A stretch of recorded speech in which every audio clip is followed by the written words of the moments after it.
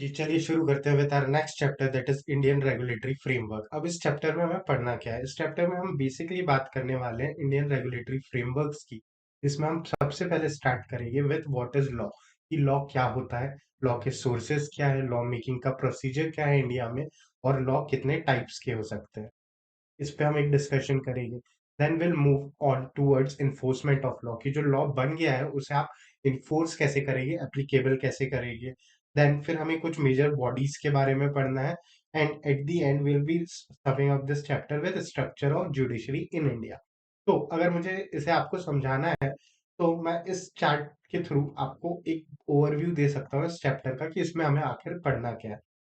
तो हम ये सब पढ़ना स्टार्ट करें उससे पहले let us start with why do we need to study law, कि आखिर हमें लॉ पढ़ने की जरूरत क्या है। कि जिस सर जब आप कॉमर्स में एंटर होते हैं so obviously you want to be a working professional. अब जब आप एक वर्किंग प्रोफेशनल बन के अपनी इंडस्ट्री में एंटर करेंगे तो आप प्रोवाइड करेंगे वेरियस सर्विसेज टू बिजनेसेस। या हो सकता है आप खुद का भी अपना बिजनेस डाल लें। तो ये जो बिजनेस है ये अंधेरे में या अकेला सेक्लूडेडली तो ऑपरेट हो नहीं रहा है। इस पे एप्लीकेबल होते हैं various laws and regulations.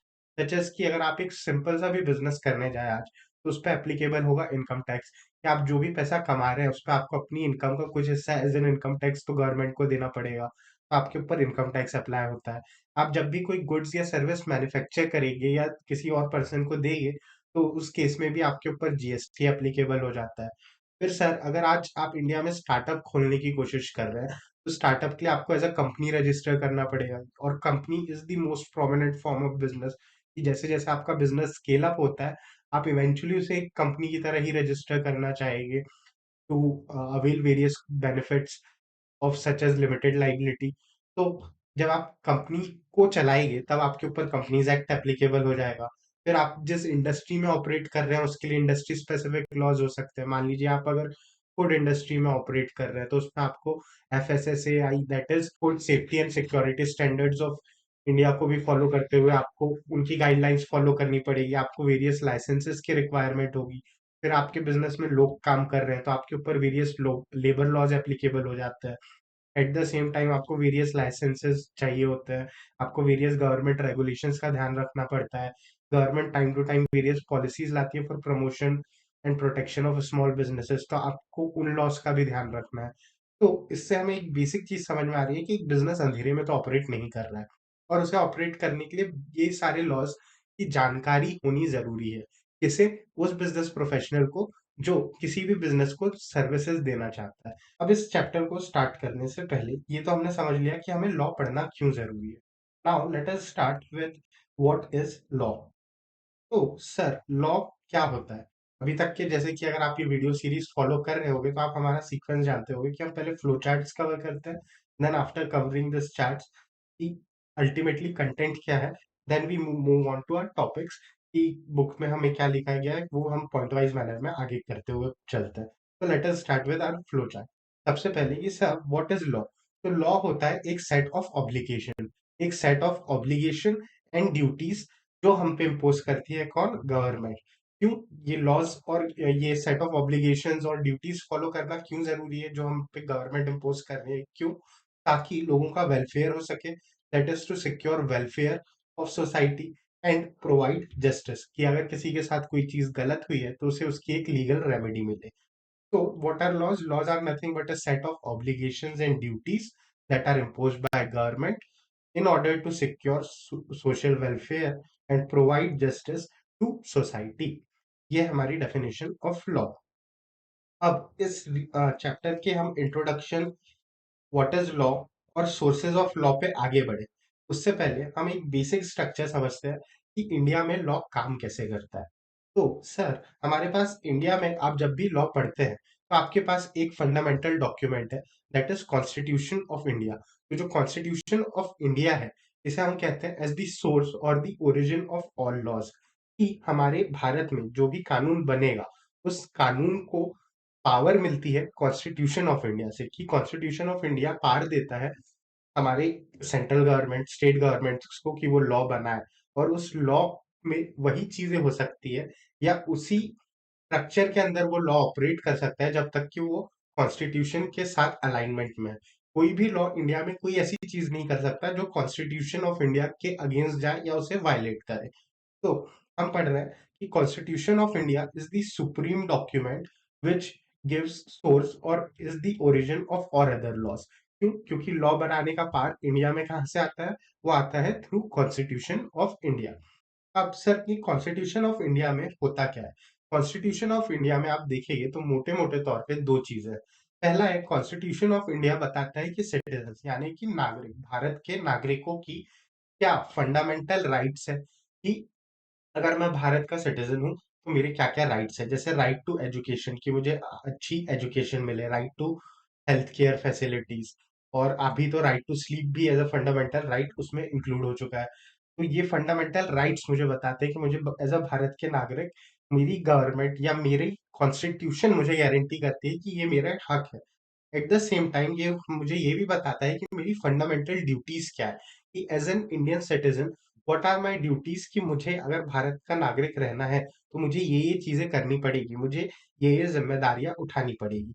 At the ये बात हुई हमारे सिटीजन की ओर पे। वहीं पे कॉन्स्टिट्यूशन ऑफ इंडिया बात करता है गवर्नमेंट की तरफ भी, कि गवर्नमेंट ऑफ इंडिया जो कि एट मल्टीपल लेवल्स हो सकती है, सेंट्रल लेवल सेंट्रल गवर्नमेंट हो सकती है, फॉर रिस्पेक्टिव स्टेट्स उनकी स्टेट गवर्नमेंट्स हो सकती है। तो इन सेंट्रल और स्टेट गवर्नमेंट्स की क्या-क्या पावर है, कौन-कौन से टॉपिक्स पे ये स्टेट या सेंट्रल गवर्नमेंट लॉज बना सकती है, वो कैसे अपनी पावर्स को एक्सरसाइज कर सकती है, वो चीजें भी हमारी कॉन्स्टिट्यूशन ऑफ इंडिया बताती है। एट द सेम टाइम ये भी बताती है, ये जो पावर्स है, इन्हें आप सोशल वेलफेयर के लिए यूज करें, इसलिए आप पे कुछ ड्यूटीज भी दी गई है। तो सेंट्रल और स्टेट गवर्नमेंट की क्या ड्यूटीज है, ये चीज भी हमारी कॉन्स्टिट्यूशन ऑफ इंडिया हमें बताती है।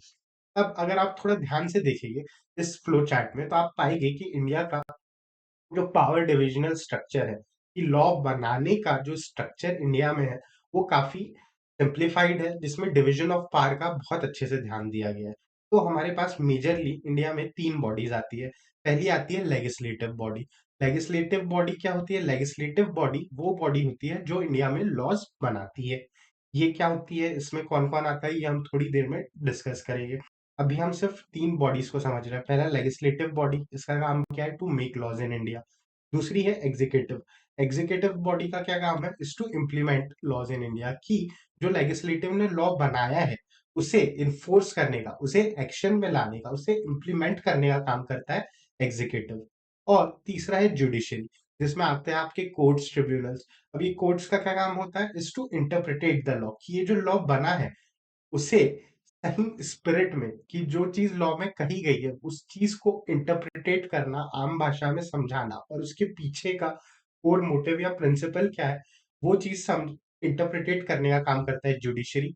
और एट द सेम टाइम कि अगर लॉ में कुछ दिया गया है और उससे लेके आगे कोई डिस्प्यूट हो जाए, और उस डिस्प्यूट के बारे में कोर्ट जो लॉ है वो साइलेंट है, तो उन प्रोविजंस को अप्लाई करते हुए, उन लीगल प्रिसीडिंग्स, उन लीगल प्रिंसिपल्स और उन लॉजिक्स को अप्लाई करते हुए उस कॉन्फ्लिक्ट को कैसे रिजॉल्व करना है, ये काम भी करती है हमारी जुडिशरी। तो अब देखते हैं हमारा लेजिस्लेटिव सिस्टम, जिस पे हमें इस चैप्टर में डिस्कस करना है। तो हमारे लेजिस्लेटिव सिस्टम में होता है कि पावर टू मेक लॉ। ये पावर कहाँ से मिलती है लेजिस्लेटिव को? ये पावर देता है constitution of India in article 245। इस क्या पावर देता है? The article 245 gives power to the legislative, that is to make laws. अब ये लॉ बनाने की पावर आर्टिकल 245 किससे दे रहा है? ये देता है power to make law for whole of India और पार्ट ऑफ इंडिया के लिए पार्लियामेंट को। आर्टिकल 245 पावर दे रहा है कि पार्लियामेंट चाहे तो होल ऑफ इंडिया यानी पूरे भारत के लिए, या पार्ट ऑफ इंडिया या भारत के कुछ चुनिंदा हिस्से के लिए लॉज बना सकता है। एट द सेम टाइम ये आर्टिकल पावर देता है स्टेट लेजिस्लेटिव को, कि हर स्टेट की अपनी अपनी लेजिस्लेटिव बॉडीज होती है। तो ये जो लेजिस्लेटिव बॉडीज है, ये चाहे तो होल ऑफ स्टेट यानी उनके पूरे प्रांत या राज्य के लिए, या उसके किसी पार्ट के लिए लॉ बना सकती है। तो यहाँ हमने क्या समझा कि पार्लियामेंट लॉ बना सकता है होल ऑफ इंडिया यानी पूरे भारत के लिए, या पार्ट ऑफ इंडिया पार्ट्स यानी कुछ स्पेसिफिक पार्ट्स के लिए, और स्टेट लेजिस्लेटिव लॉ बना सकता है फॉर होल और पार्ट ऑफ स्टेट के लिए। जैसे कि महाराष्ट्र गवर्नमेंट है, तो महाराष्ट्र गवर्नमेंट लॉज बना सकती है या तो पूरे महाराष्ट्र के लिए, या महाराष्ट्र के कुछ चुनिंदा डिस्ट्रिक्ट्स के लिए, कुछ चुनिंदा जगहों के लिए जो महाराष्ट्र के अंदर आते हैं। तो अब हम देखते हैं कि पार्लियामेंट में क्या होता है। तो सर पार्लियामेंट, जब भी आप पार्लियामेंट टर्म रेफर करते हैं तो उसमें आपके 3 लोग आ जाते हैं। कौन-कौन? आपके प्रेसिडेंट, आपके राज्यसभा और आपकी लोकसभा। लोकसभा में कौन लोग होते हैं? लोकसभा में होते हैं इलेक्टेड रिप्रेजेंटेटिव, कि जिन्हें आप वोट डालते हो और जो चुन के आपकी कॉन्स्टिट्यूएंसी से पार्लियामेंट में जाते हैं, लोअर हाउस में जाते हैं, उन मेंबर्स को हम यहाँ देखते हैं लोकसभा में। वहीं पे राज्यसभा, राज्यसभा को कहा जाता है हाउस ऑफ स्टेट्स। यहाँ पे जो मेंबर्स होते हैं वो इलेक्ट होके नहीं आते हैं डायरेक्टली, बल्कि सिलेक्ट होके आते हैं। जिन लोगों को आपने वोट दिया है वो लोकसभा में चले गए। वैसे ही अलग-अलग स्टेट की असेंबलीज होती है, वहां से फिर कुछ लोगों को सिलेक्ट किया जाता है, जो लोग आगे आके एट सेंट्रल लेवल राज्यसभा में उन स्टेट्स को रिप्रेजेंट करते हैं। तो हमने समझा कि पार्लियामेंट में कितनी बॉडीज आती है? 3, प्रेसिडेंट, राज्यसभा, लोकसभा। और वहीं पे मैं दूसरी ओर बात करूँ स्टेट लेजिस्लेटिव की, तो वहां पे आप देखेंगे कि वहां पे state legislative assemblies, state legislative councils आ जाती है। तो अभी हमने समझा कि boss, the main important thing is Constitution of India, which empowers legislative to make laws. अब ये लॉज कौन बनाएगा? या तो सेंट्रल लेवल पे पार्लियामेंट या स्टेट लेवल पे स्टेट गवर्नमेंट। अब इसमें एक बड़ा चांस ये है कि जो सेंट्रल है और स्टेट है, ये दोनों अलग-अलग गवर्नमेंट्स हो सकती है, अलग-अलग पॉलिटिकल आइडियोलॉजीज की। तो इन गवर्नमेंट्स में कॉन्फ्लिक्ट आ सकता है कि हो सकता है सेंट्रल गवर्नमेंट का इस सब्जेक्ट पे मैं लॉ बनाऊं, दूसरा टाइम आए कि जहां पे स्टेट गवर्नमेंट का है, नहीं नहीं इस सब्जेक्ट पे तो मैं ही लॉ बनाऊंगा। तो इस कॉन्फ्लिक्ट को रिजॉल्व करने के लिए हमारे पास आता है आर्टिकल 246। अब आर्टिकल 246 क्या करता है? वो एक लिस्ट देता है। वो लिस्ट कहाँ दी गई है? इन 7th schedule of constitution of India. अब ये आर्टिकल 246 है ना, बंटवारा कर देता है सब्जेक्ट मैटर्स का। ये बता देता है कि ये सब्जेक्ट मैटर है जिन पे सिर्फ सेंट्रल गवर्नमेंट लॉ बना सकती है, ये सब्जेक्ट मैटर है जिन पे सिर्फ स्टेट गवर्नमेंट लॉ बना सकती है, और ये कुछ चुनिंदा सब्जेक्ट मैटर्स है जिन पे चाहे तो सेंट्रल गवर्नमेंट अपना लॉ ले आए और स्टेट गवर्नमेंट अपना लॉ ले आए। अब यहाँ पे देखिए इन्हीं लिस्ट को हम क्या क्या नाम देते हैं। लिस्ट वन, ये लिस्ट कहाँ पे? आर्टिकल 246, जो कि देता है list of various subject matters, जो दी गई है under 7th schedule of constitution of India, जिसमें हमारे पास 3 लिस्ट है, list one, list two and list three. अब ये जो लिस्ट वन है, इसे हम नाम देते हैं यूनियन लिस्ट। यूनियन लिस्ट क्यों? क्योंकि इसमें वो आइटम्स है जिन पे लॉज कौन बना सकती है? Exclusively central government. यहाँ पे कुछ 97 आइटम्स है, और इन आइटम्स पे लॉ कौन बनाएगा? Central government. अब मैं आपको ये लिस्ट भी दिखा ही देता हूँ, एक मिनट। ओके, तो अगर आप मेरे पीछे स्क्रीन पे देख पा रहे होगे, तो this is constitution of India. हम इसके 7th शेड्यूल पे चले जाते हैं, that is schedule number 7।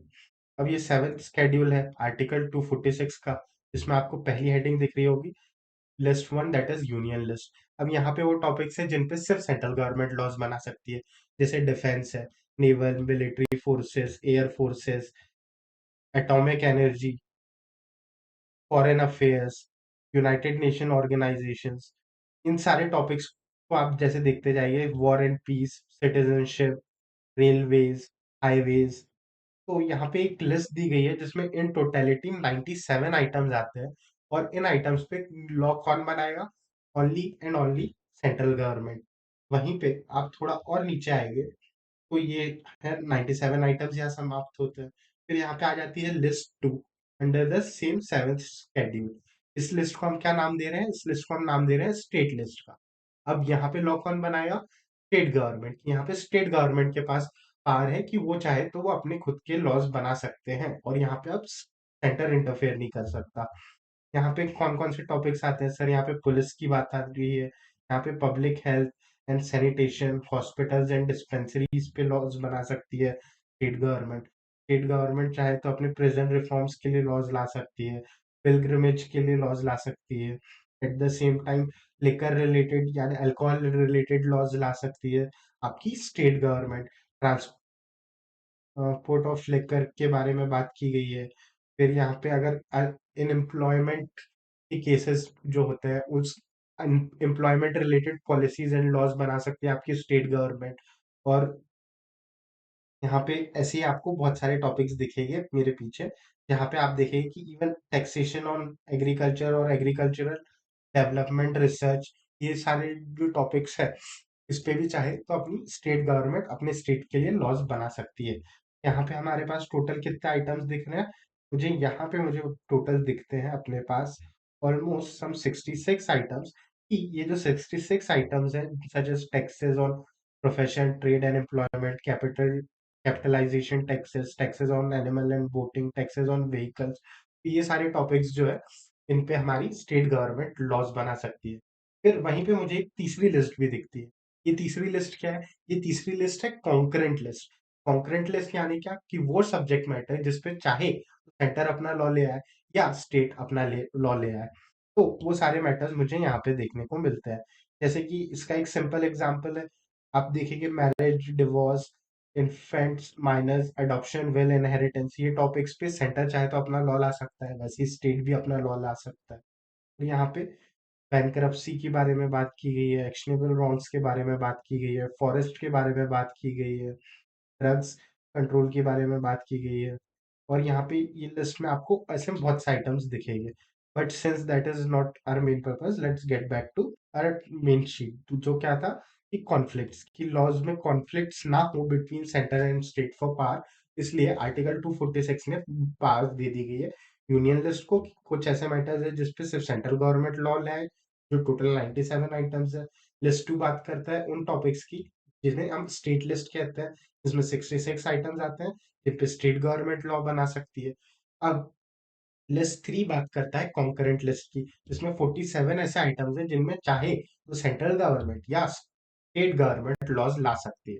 However ये सेपरेट लॉज लाएगी, मतलब ये सेंट्रल गवर्नमेंट का लॉ अलग, स्टेट गवर्नमेंट का लॉ अलग, ये दोनों मिलके एक लॉ नहीं बना रहे। फिर सर अगर मुझे कुछ ऐसा करना पड़े कि मैं चाहूँ कि कोई ऐसा टॉपिक हो जिसपे सेंट्रल गवर्नमेंट और स्टेट गवर्नमेंट मिलके एक साथ लॉ लाए, तो उस केस में कि मैं क्या करूंगा? क्या मैं लिस्ट वन में जाऊंगा, लिस्ट टू में जाऊंगा या लिस्ट थ्री में जाऊंगा? तो दी आंसर इज इन तीनों में से आपके पास वो ऑप्शन है ही नहीं। उस केस में हम लाते हैं कॉन्स्टिट्यूशनल अमेंडमेंट, कि हमें कॉन्स्टिट्यूशन में बदलाव करना पड़ता है। इसका एग्जाम्पल है जीएसटी। जीएसटी एक ऐसा एक्ट है जिसमें सेंट्रल गवर्नमेंट और स्टेट गवर्नमेंट साथ में मिलकर लॉ बनाते हैं, और ये लॉ बनाने का पावर जीएसटी को मिलता है थ्रू आर्टिकल 246 ए के थ्रू, जो कि एक कॉन्स्टिट्यूशनल अमेंडमेंट के थ्रू हमारी कॉन्स्टिट्यूशन में इंसर्ट किया गया था। तो अब हमने समझा कि लेजिस्लेटिव बनाता है लॉ, हमने उसका ओवरऑल पावर डिवीजन देख लिया। अब उसके बाद इस चैप्टर में हम पढ़ेंगे एग्जीक्यूटिव के बारे में, कि एग्जीक्यूटिव के पास है power to implement the law, कि लॉ इम्प्लीमेंट कौन करेगा? एग्जीक्यूटिव। अब एग्जीक्यूटिव में कौन आता है? एग्जीक्यूटिव में आते हैं सर मिनिस्टर्स।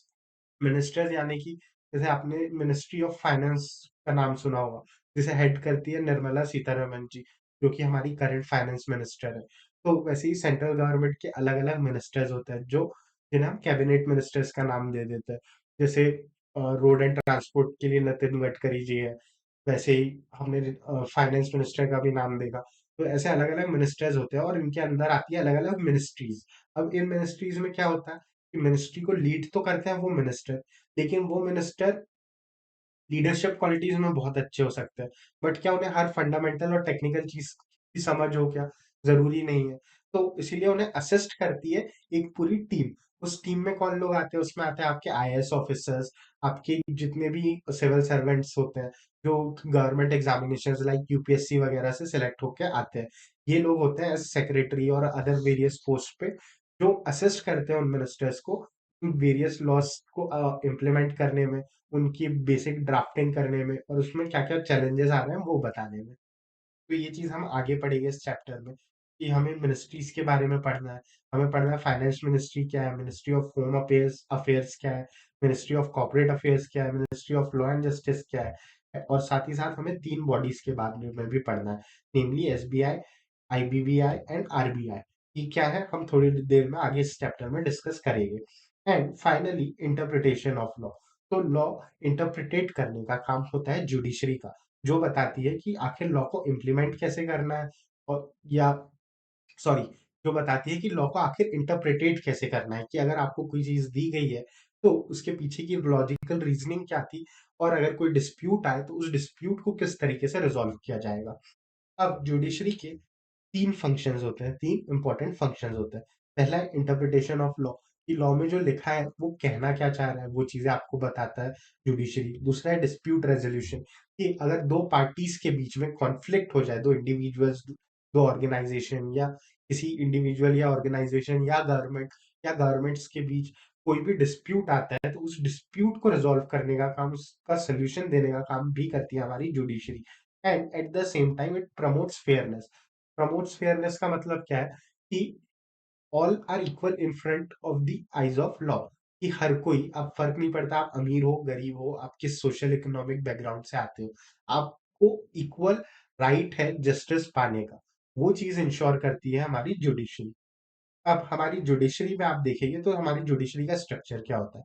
हमारी जुडिशरी का स्ट्रक्चर होता है कि सबसे ऊपर आता है दी एपेक्स कोर्ट, जिसे हम सुप्रीम कोर्ट के बारे में, सुप्रीम कोर्ट के नाम से जानते हैं, कि इंडिया का जो टॉप मोस्ट कोर्ट है, जो सबसे हाईएस्ट लेवल का कोर्ट है, वो है सुप्रीम कोर्ट ऑफ इंडिया। फिर सुप्रीम कोर्ट के नीचे आते हैं मल्टीपल हाई कोर्ट्स। ये हाई कोर्ट्स क्या होते हैं, हर स्टेट के लिए या कुछ स्टेट्स के लिए एक कॉमन हाई कोर्ट होता है, जो उस जोन का, यानी उस रीजन का केसेस हैंडल करता है, उस रीजन पे उसकी जुडिक्शन होती है। Supreme court of India is the apex court. तो सुप्रीम कोर्ट का जुडिक्शन कहाँ तक फैला होगा, टू होल ऑफ इंडिया। तो सुप्रीम कोर्ट के डिसीजंस बाइंडिंग हो गए टू ऑल ऑफ इंडिया। वहीं पे हाई कोर्ट का जुडिक्शन होगा with in the limited boundaries जो भी आपको बताई गई है उस पर्टिकुलर स्टेट के लिए जहां का वो हाई कोर्ट है। तो हाई कोर्ट का जुडिक्शन थोड़ा नैरो डाउन हो जाता है, तो उसके जो भी प्रोनाउंसमेंट्स आते हैं, जो भी जुडिशियल डिसीजंस आते हैं, वो उस रीजन के लिए बाउंडिंग होंगे। और इन हाई कोर्ट्स के नीचे आते हैं आपके डिस्ट्रिक्ट कोर्ट्स और वेरियस ट्रिब्यूनल्स, जो इनके एक लेवल और नीचे होते हैं। अब हम इस चैप्टर को पढ़ना शुरू करते हैं।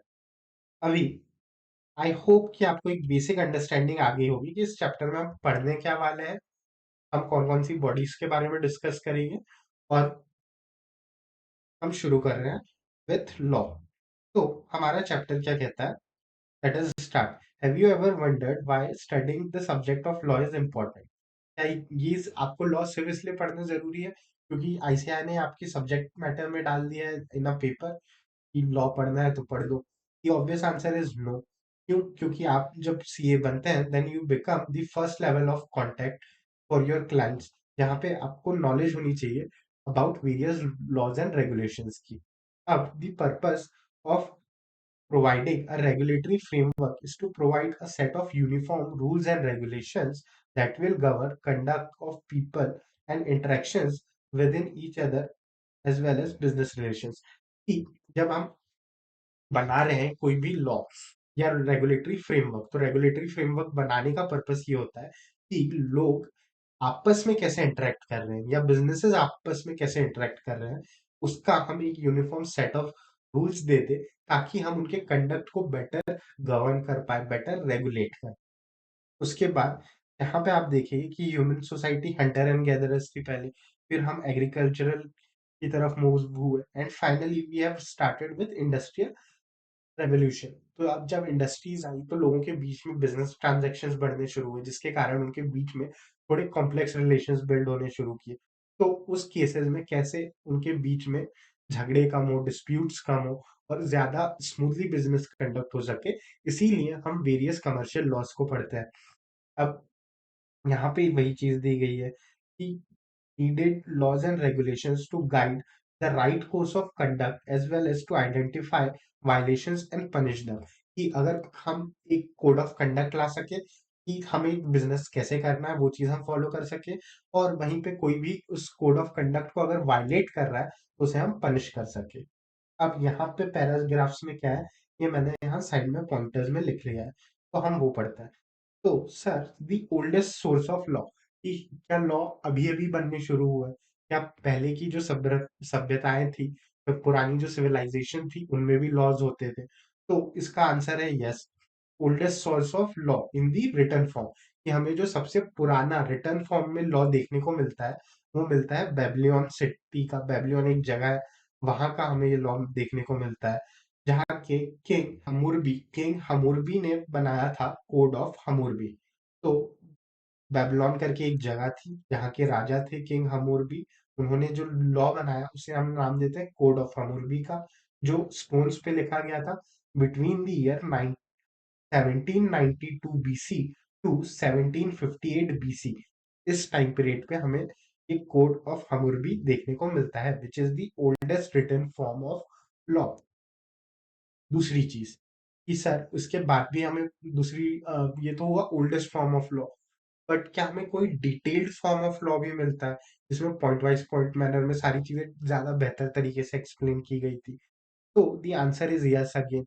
In 1450 BC, a detailed code was found in a place that is Rome. रोम नाम की एक जगह है जहाँ पे हमें 1450 BC में एक डिटेल कोड देखने को मिलता है। ये कोड लिखा गया था ऑन 12 ब्रॉन्ज टेबल्स। कि ब्रॉन्ज यानी एक धातु होती है, ब्रॉन्ज के टेबल बनाए गए थे जिसपे इंस्क्राइब किए गए थे वेरियस कोड्स, और ऐसे टोटल 12 टेबल्स थे, इसलिए हम उन्हें नाम देते हैं 12 टेबल्स का। अब ये टेबल्स क्या बताते थे? They give you information regarding protection of rights of public, कि रोम में जो भी पब्लिक रह रही है उनके राइट्स क्या है, उन्हें किस तरीके की लीगल प्रोटेक्शन अवेलेबल है अपने रूलर के थ्रू, वो चीजें बताते थे ये 12 tables. At the same time they provide remedy for any wrongs, कि हमने पढ़ा था कि the purpose of law is to provide remedy at the same time punish the people who are violating laws. तो वही काम ये 12 टेबल्स भी करते थे। That is what has been given over here.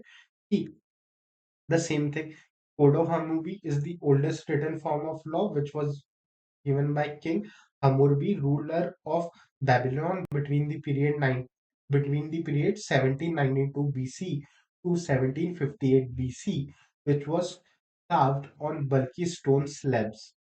ये क्यों किया गया था? ताकि जनरल पब्लिक को पता चले कि क्या लॉज है, क्या फॉलो करना है और क्या नहीं करना है। वहीं पे in the year 450 BC, a set of laws was engraved in 12 bronze stones in Rome, bronze tables. The first most detailed code of any civilization, and is called 12 tables. It gives, what is the information that it gives? It gives the information about protection of rights of public and provide remedy towards wrongs. अब यहाँ पे एक important line आती है that all the citizens of Rome were supposed to have the knowledge of this table. क्या कि आप जिस जगह रह रहे हो वहां के लॉज का आपको नॉलेज होना चाहिए। इसी पर्पस के साथ ये 12 टेबल्स बनाए गए थे। और इवन टुडे हम लॉ में एक बेसिक सेंटेंस, अगर आपने कॉन्ट्रैक्ट एक्ट पढ़ा है तो वहां पे आपने पढ़ा होगा, या एक बेसिक प्रिंसिपल ऑफ लॉ जो हम फॉलो करते हैं, that is negligence of law is not an excuse. कि आप ये नहीं कह सकते कि ये लॉ है मुझे पता ही नहीं था, this is not a valid excuse. अगर आप किसी जगह पे रह रहे हो, आप किसी देश के सिटीजन हो, वहां के बेसिक लॉज एंड रेगुलेशंस आपको पता होने चाहिए, ये आपकी फंडामेंटल रिस्पॉन्सिबिलिटी है, और आप इसे as a negligence, as an excuse नहीं देके बच सकते। Over the time many amendments, amendment क्या होता है कि जैसे जैसे सोसाइटी बदलती है वैसे वैसे लॉज भी बदलते हैं। वैसे वैसे जैसे अब बात कर लीजिए कि हमारे पास थोड़े टाइम पहले कंप्यूटर्स नहीं होते थे, उसके बाद कंप्यूटर्स आ गए। तो कंप्यूटर्स, जब कंप्यूटर्स ही नहीं थे तो उनसे रिलेटेड लॉज नहीं थे। फिर जब कंप्यूटर्स आए, कंप्यूटर रिलेटेड थेफ्ट, फ्रॉड्स बढ़ने शुरू हुए, तो फिर हमारे पास आईटी एक्ट आया, इंफॉर्मेशन टेक्नोलॉजी एक्ट। वैसे ही अभी हमारे पास एआई आ रहा है, तो हमारे पास अभी एआई रिलेटेड लॉज नहीं है। फिर धीरे धीरे जैसे एआई ज्यादा डोमिनेंट होगा, गवर्नमेंट एआई को रेगुलेट करने के लिए लॉज लाएगी। तो इसी का मतलब है कि लॉ सोसाइटी के साथ चेंज होता है, सोसाइटी की नीड्स के साथ चेंज होता है।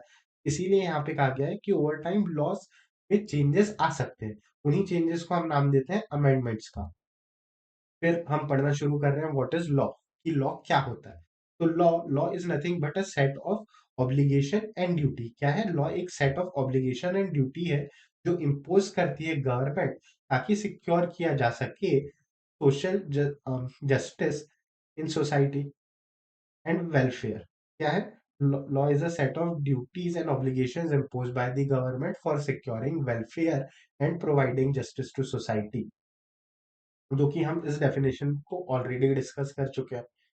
अब ये आगे कह रहा है India's legal framework reflect on social, political, economical, cultural aspect of our vast and diverse country। कि इंडिया का जो लॉ बना रहे हो आप इंडिया में, वो मल्टीपल एस्पेक्ट्स को दिखाता है, जैसे कि social expect, political aspect, economical aspect. Economical aspect की जो लोग आपके यहाँ काम कर रहे हैं आपको उनको फेयर वेजेस देने चाहिए।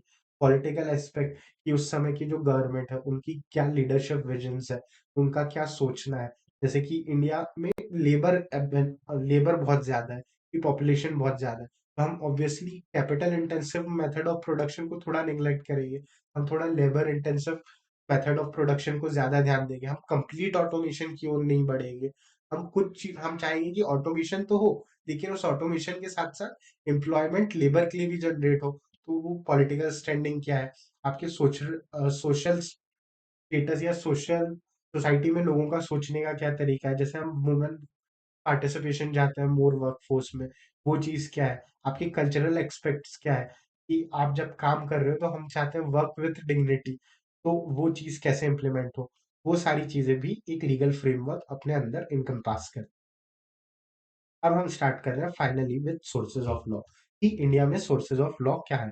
The main source of law in India are the constitution, की constitution is the main source of law. The statute और law made by the parliament and state assembly, की लॉ कौन कौन बना सकता है, पार्लियामेंट और स्टेट असेंबली, जो हम पहले देख चुके हैं हमारे चार्ट में।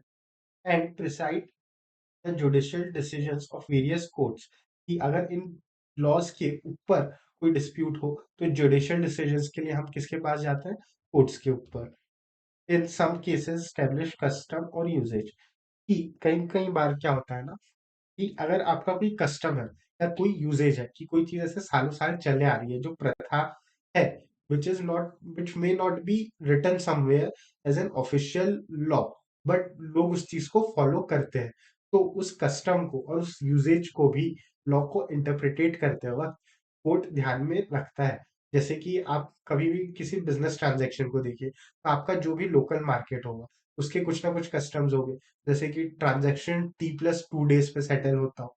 अब अगर आपका कोई लोकल मार्केट है, वहाँ ट्रांजैक्शन T+2 डेज, यानी कि आज मैंने सामान खरीदा, तो मुझे 2 दिन तक के पूछना मत, 2 दिन के बाद मैं पैसा दूंगा। ये चीज कहीं पे रिटर्न नहीं है, कई चीज कहीं पे हो सकता है लॉ नहीं बना हो, लेकिन वो उस लोकल एरिया का कस्टम हो, वो वहाँ की ट्रेड प्रैक्टिस है।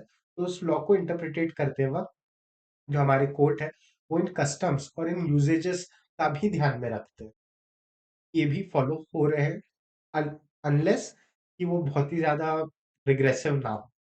उसके बाद हम पढ़ रहे हैं, you must be aware that India is a parliamentary democracy, कि हमारी पार्लियामेंट में हम लोगों को चुन के भेजते हैं, फिर वो लोग जाके लॉज बनाते हैं for whole of India. We have constitution which is the basis of all laws. We elect representatives. अब ये लोग जो रिप्रेजेंटेटिव्स हमने इलेक्ट किए हैं, उनका काम क्या है, उनका काम है इज टू मेक लॉज। फिर the laws pass by the parliament में बी अप्लाइड थ्रू ऑल और पोर्शन ऑफ इंडिया, की ये जो लॉ बना रही है पार्लियामेंट, या तो पूरे इंडिया पे लगेगा या पार्ट ऑफ इंडिया के लिए। सेम चीज स्टेट लेजिस्लेटिव भी लॉ बना सकती है फॉर दी पार्ट और होल ऑफ स्टेट। वही आपको यहाँ दिया गया है। फिर ये क्या कह रहा है, the government of India act 1935, ये कब की बात है, कि इंडिया जब आजाद नहीं हुआ था, जब इंडिया कॉलोनियल रूल में था, ब्रिटिश के रूल में था, उस समय की बात है, कि the government of India act 1935 was passed by the parliament of UK, is the precursor to constitution of India. कि जब कॉन्स्टिट्यूशन ऑफ इंडिया नहीं बनी थी, तो उसके पहले हम कौन सा बेस डॉक्यूमेंट यूज करते थे, और या base source of law use करते थे, that was the government of India act 1935, जो पास किया था यूके की पार्लियामेंट ने। It defined the characteristics of government from unitary to federal. The powers were distinguished between central and state to avoid any dispute, कि भाई ये जो पुराना एक्ट था ना, इसने एक चीज की, कि उसने चेंज किया इंडिया का गवर्निंग स्ट्रक्चर। कि पहले होता था इंडिया में यूनियन यूनिलेटरल सिस्टम, जिसमें आप कह सकते हैं कि एक गवर्नमेंट रहे, एक गवर्नमेंट जो लॉ बना दे पूरे होल ऑफ इंडिया के लिए। अब उसे इरेडिकेट करते हुए आया फेडरल सिस्टम। फेडरल सिस्टम में क्या होता है, पावर डिवाइड हो जाती है। पावर डिवाइड किस किस के बीच में होती है, सेंट्रल गवर्नमेंट के लिए, कि जो होल ऑफ इंडिया के लिए लॉ बना दे। वैसे एक हिस्सा मिलता है पावर का स्टेट गवर्नमेंट्स को, कि हर स्टेट गवर्नमेंट चाहे तो अपने रिस्पेक्टिव स्टेट की जुडिक्शन के लिए अपने लॉज बना सकती है। उसके आगे ये चीज क्या कह रही है, कि federal court was establish and held jurisdiction of appellate, original and advisory इसका भी ओके। यहाँ पे आपको फेडरल कोड के बारे में कुछ बातें दी गई है। इससे rather than reading from here we can move on to our chart. ये क्या कहता है कि 1937 में एक फेडरल कोड स्टेब्लिश हुआ था इंडिया में। अब ये फेडरल कोड क्या था? जैसे अभी हमारे पास सुप्रीम कोर्ट है। सुप्रीम कोर्ट जब नहीं था, उसके पहले था फेडरल कोर्ट। अब इस फेडरल कोर्ट के पास 3 जुरिडिक्शन थे। कौन-कौन से जुरिडिक्शन थे? अपेलेंट जुरिडिक्शन, ओरिजिनल जुरिडिक्शन और एडवाइजरी जुरिडिक्शन। ये क्या होता है? अपेलेंट जुरिडिक्शन ये था कि अगर आप किसी भी लोअर कोर्ट के फैसले से खुश नहीं है, तो आप ऊंचे या उससे एक लेवल ऊपर के कोर्ट पे जाते हैं, अपील फाइल करते हैं। इस कोर्ट ने एक डिसीजन दिया है, लेकिन उस डिसीजन से मैं सहमत नहीं हूँ, तो अब मैं अपील कर रहा हूँ अपने एक लेवल ऊपर के कोर्ट को कि मेरे केस में आप मुझे ज्यादा बेहतर रेमेडी प्रोवाइड करें। तो उसी को हम कहते हैं अपेलेंट जुडिक्शन। तो फेडरल कोर्ट के पास काय का जुडिक्शन था? To hear appellate jurisdiction on civil matters and criminal matters. उसके बाद इसके पास था ओरिजिनल जुडिक्शन। ओरिजिनल जुडिक्शन का मतलब क्या? कि कुछ ऐसे सब्जेक्ट मैटर्स थे जिनको लेके आप लोअर कोर्ट्स के पास नहीं जा सकते, उनको सिर्फ और सिर्फ ये फेडरल कोर्ट ही सुनेगा। तो इन कोर्ट्स, इन सब्जेक्ट मैटर से रिलेटेड केसेस को लेके आपको सीधा फेडरल कोर्ट के पास ही आना है। और साथ ही साथ इस फेडरल कोर्ट के पास थी power that was of advisory, कि ये चाहे तो एडवाइस दे सकता था उस समय के गवर्नर जनरल को on various matters relating to public governance. यही चीज यहाँ पे आपको पैराग्राफ फॉर्म में दी गई है कि the government of India act 1935 के बारे में यहाँ तक हम पढ़ चुके हैं। फिर in 1937 federal court was establish and held jurisdiction. कौन कौन सा? अपेलेंट, ओरिजिनल और एडवाइजरी। अपेलेंट जुडिक्शन में कौन कौन से आते थे? Civil and criminal. Advisory jurisdiction में पावर एक्सटेंड हो जाती थी कि वो एडवाइस कर सके गवर्नर जनरल को on certain public opinion, matters of public opinion पे। और federal court operated for 12 years, कि फेडरल कोर्ट कितने समय तक के इंडिया में ऑपरेट कर पाया? 12 साल के लिए। और इन 12 साल में इसने 151 केसेस को क्लियर किया या सॉल्व किया। उसके बाद हम बात करते हैं कि federal court was supplanted by India's current apex court, that is Supreme Court of India। कि फेडरल कोर्ट चला गया और उसके बाद हमारे पास जो that is supreme court of India. आगे बढ़ रहे हैं, ये कह रहा है 1950s में आई constitution of India. Constitution of India power देता है लॉ बनाने का हमारे डेमोक्रेटिक सिस्टम में। इसलिए यहाँ पे एक लाइन दी गई है कि are laws are made for the people, कि लोगों के लिए लॉज बनाए जाते हैं बाय द पीपल। कैसे? कि जो लोग हैं इंडिया के, तो इंडियन सिटीजन्स क्या करते हैं? वोट वोट करके वो सिलेक्ट करते हैं अपने रिप्रेजेंटेटिव्स को। ये रिप्रेजेंटेटिव जाते हैं पार्लियामेंट में। पार्लियामेंट में जाके इनका काम क्या होता है? लॉज बनाना। या तो सिमिलरली यही इलेक्शंस स्टेट के लेवल पे भी होता है। यही रिप्रेजेंटेटिव आगे जाके आपके स्टेट लेजिस्लेटिव बॉडीज का हिस्सा बनते हैं, वहां पे भी इनका काम क्या होता है? लॉज बनाना। ये लॉज किन पे एप्लीकेबल होते हैं? All the citizens of India पे। इसीलिए यहाँ पे कहा गया है कि laws are made for the people by the people. फिर यहाँ पे कि कॉन्स्टिट्यूशन ऑफ इंडिया में क्या दिया रहता है? कॉन्स्टिट्यूशन ऑफ इंडिया में दिए जाते हैं fundamental rights and duties for the citizens. और गवर्नमेंट के लिए क्या क्या पावर्स है और ड्यूटीज है एक गवर्नमेंट की। हाँ जी, तो हम देख रहे थे कॉन्स्टिट्यूशन ऑफ इंडिया जो कि आया था इन 1950s, जो बताता है कि इंडिया में सिटीजन्स के फंडामेंटल राइट्स एंड ड्यूटीज क्या होगी और गवर्नमेंट्स की क्या क्या पावर्स होगी। एट द सेम टाइम यहाँ पे हमने लिस्ट की बात की थी, list one, list two, list three, जो कि होती थी आपकी सेंट्रल लिस्ट, स्टेट लिस्ट और जॉइंट लिस्ट या कॉन्करेंट लिस्ट, जिसमें सब्जेक्ट मैटर्स दिए गए थे कि किस लिस्ट पे, किस टॉपिक पे कौन सी गवर्नमेंट लॉज बना सकती है। उसके बाद यहाँ पे आ रहा है कि depending on the subject matter laws apply कैसे होते हैं। तो जैसे मान लीजिए सेंट्रल लेवल पे एक लॉ बनता है दैट इज इनकम टैक्स। तो इनकम टैक्स बना है एक सेंट्रल लॉ, पूरे इंडिया के लिए एक ही इनकम टैक्स एक्ट है। तो वो सेंट्रल सब्जेक्ट हो गया है जिसे बना रही है सेंट्रल गवर्नमेंट। जो आपका इनकम टैक्स है ये किसके अंदर आता है? ये आता है अंडर मिनिस्ट्री ऑफ फाइनेंस के। वहीं पे आप देखेंगे कि कुछ ऐसे सब्जेक्ट मैटर्स भी है जिन पे स्टेट और सेंट्रल गवर्नमेंट दोनों अपने अपने लॉज ला सकती है, जैसे कि स्टैम्प ड्यूटी। आप देखेंगे कि जो स्टैम्प ड्यूटी के रेट्स है और जो लीगल रिक्वायरमेंट्स है वो डिफर करते हैं, कि एमपी में हो सकता है स्टैम्प ड्यूटी कुछ और हो महाराष्ट्र में स्टैम्प ड्यूटी कुछ और हो।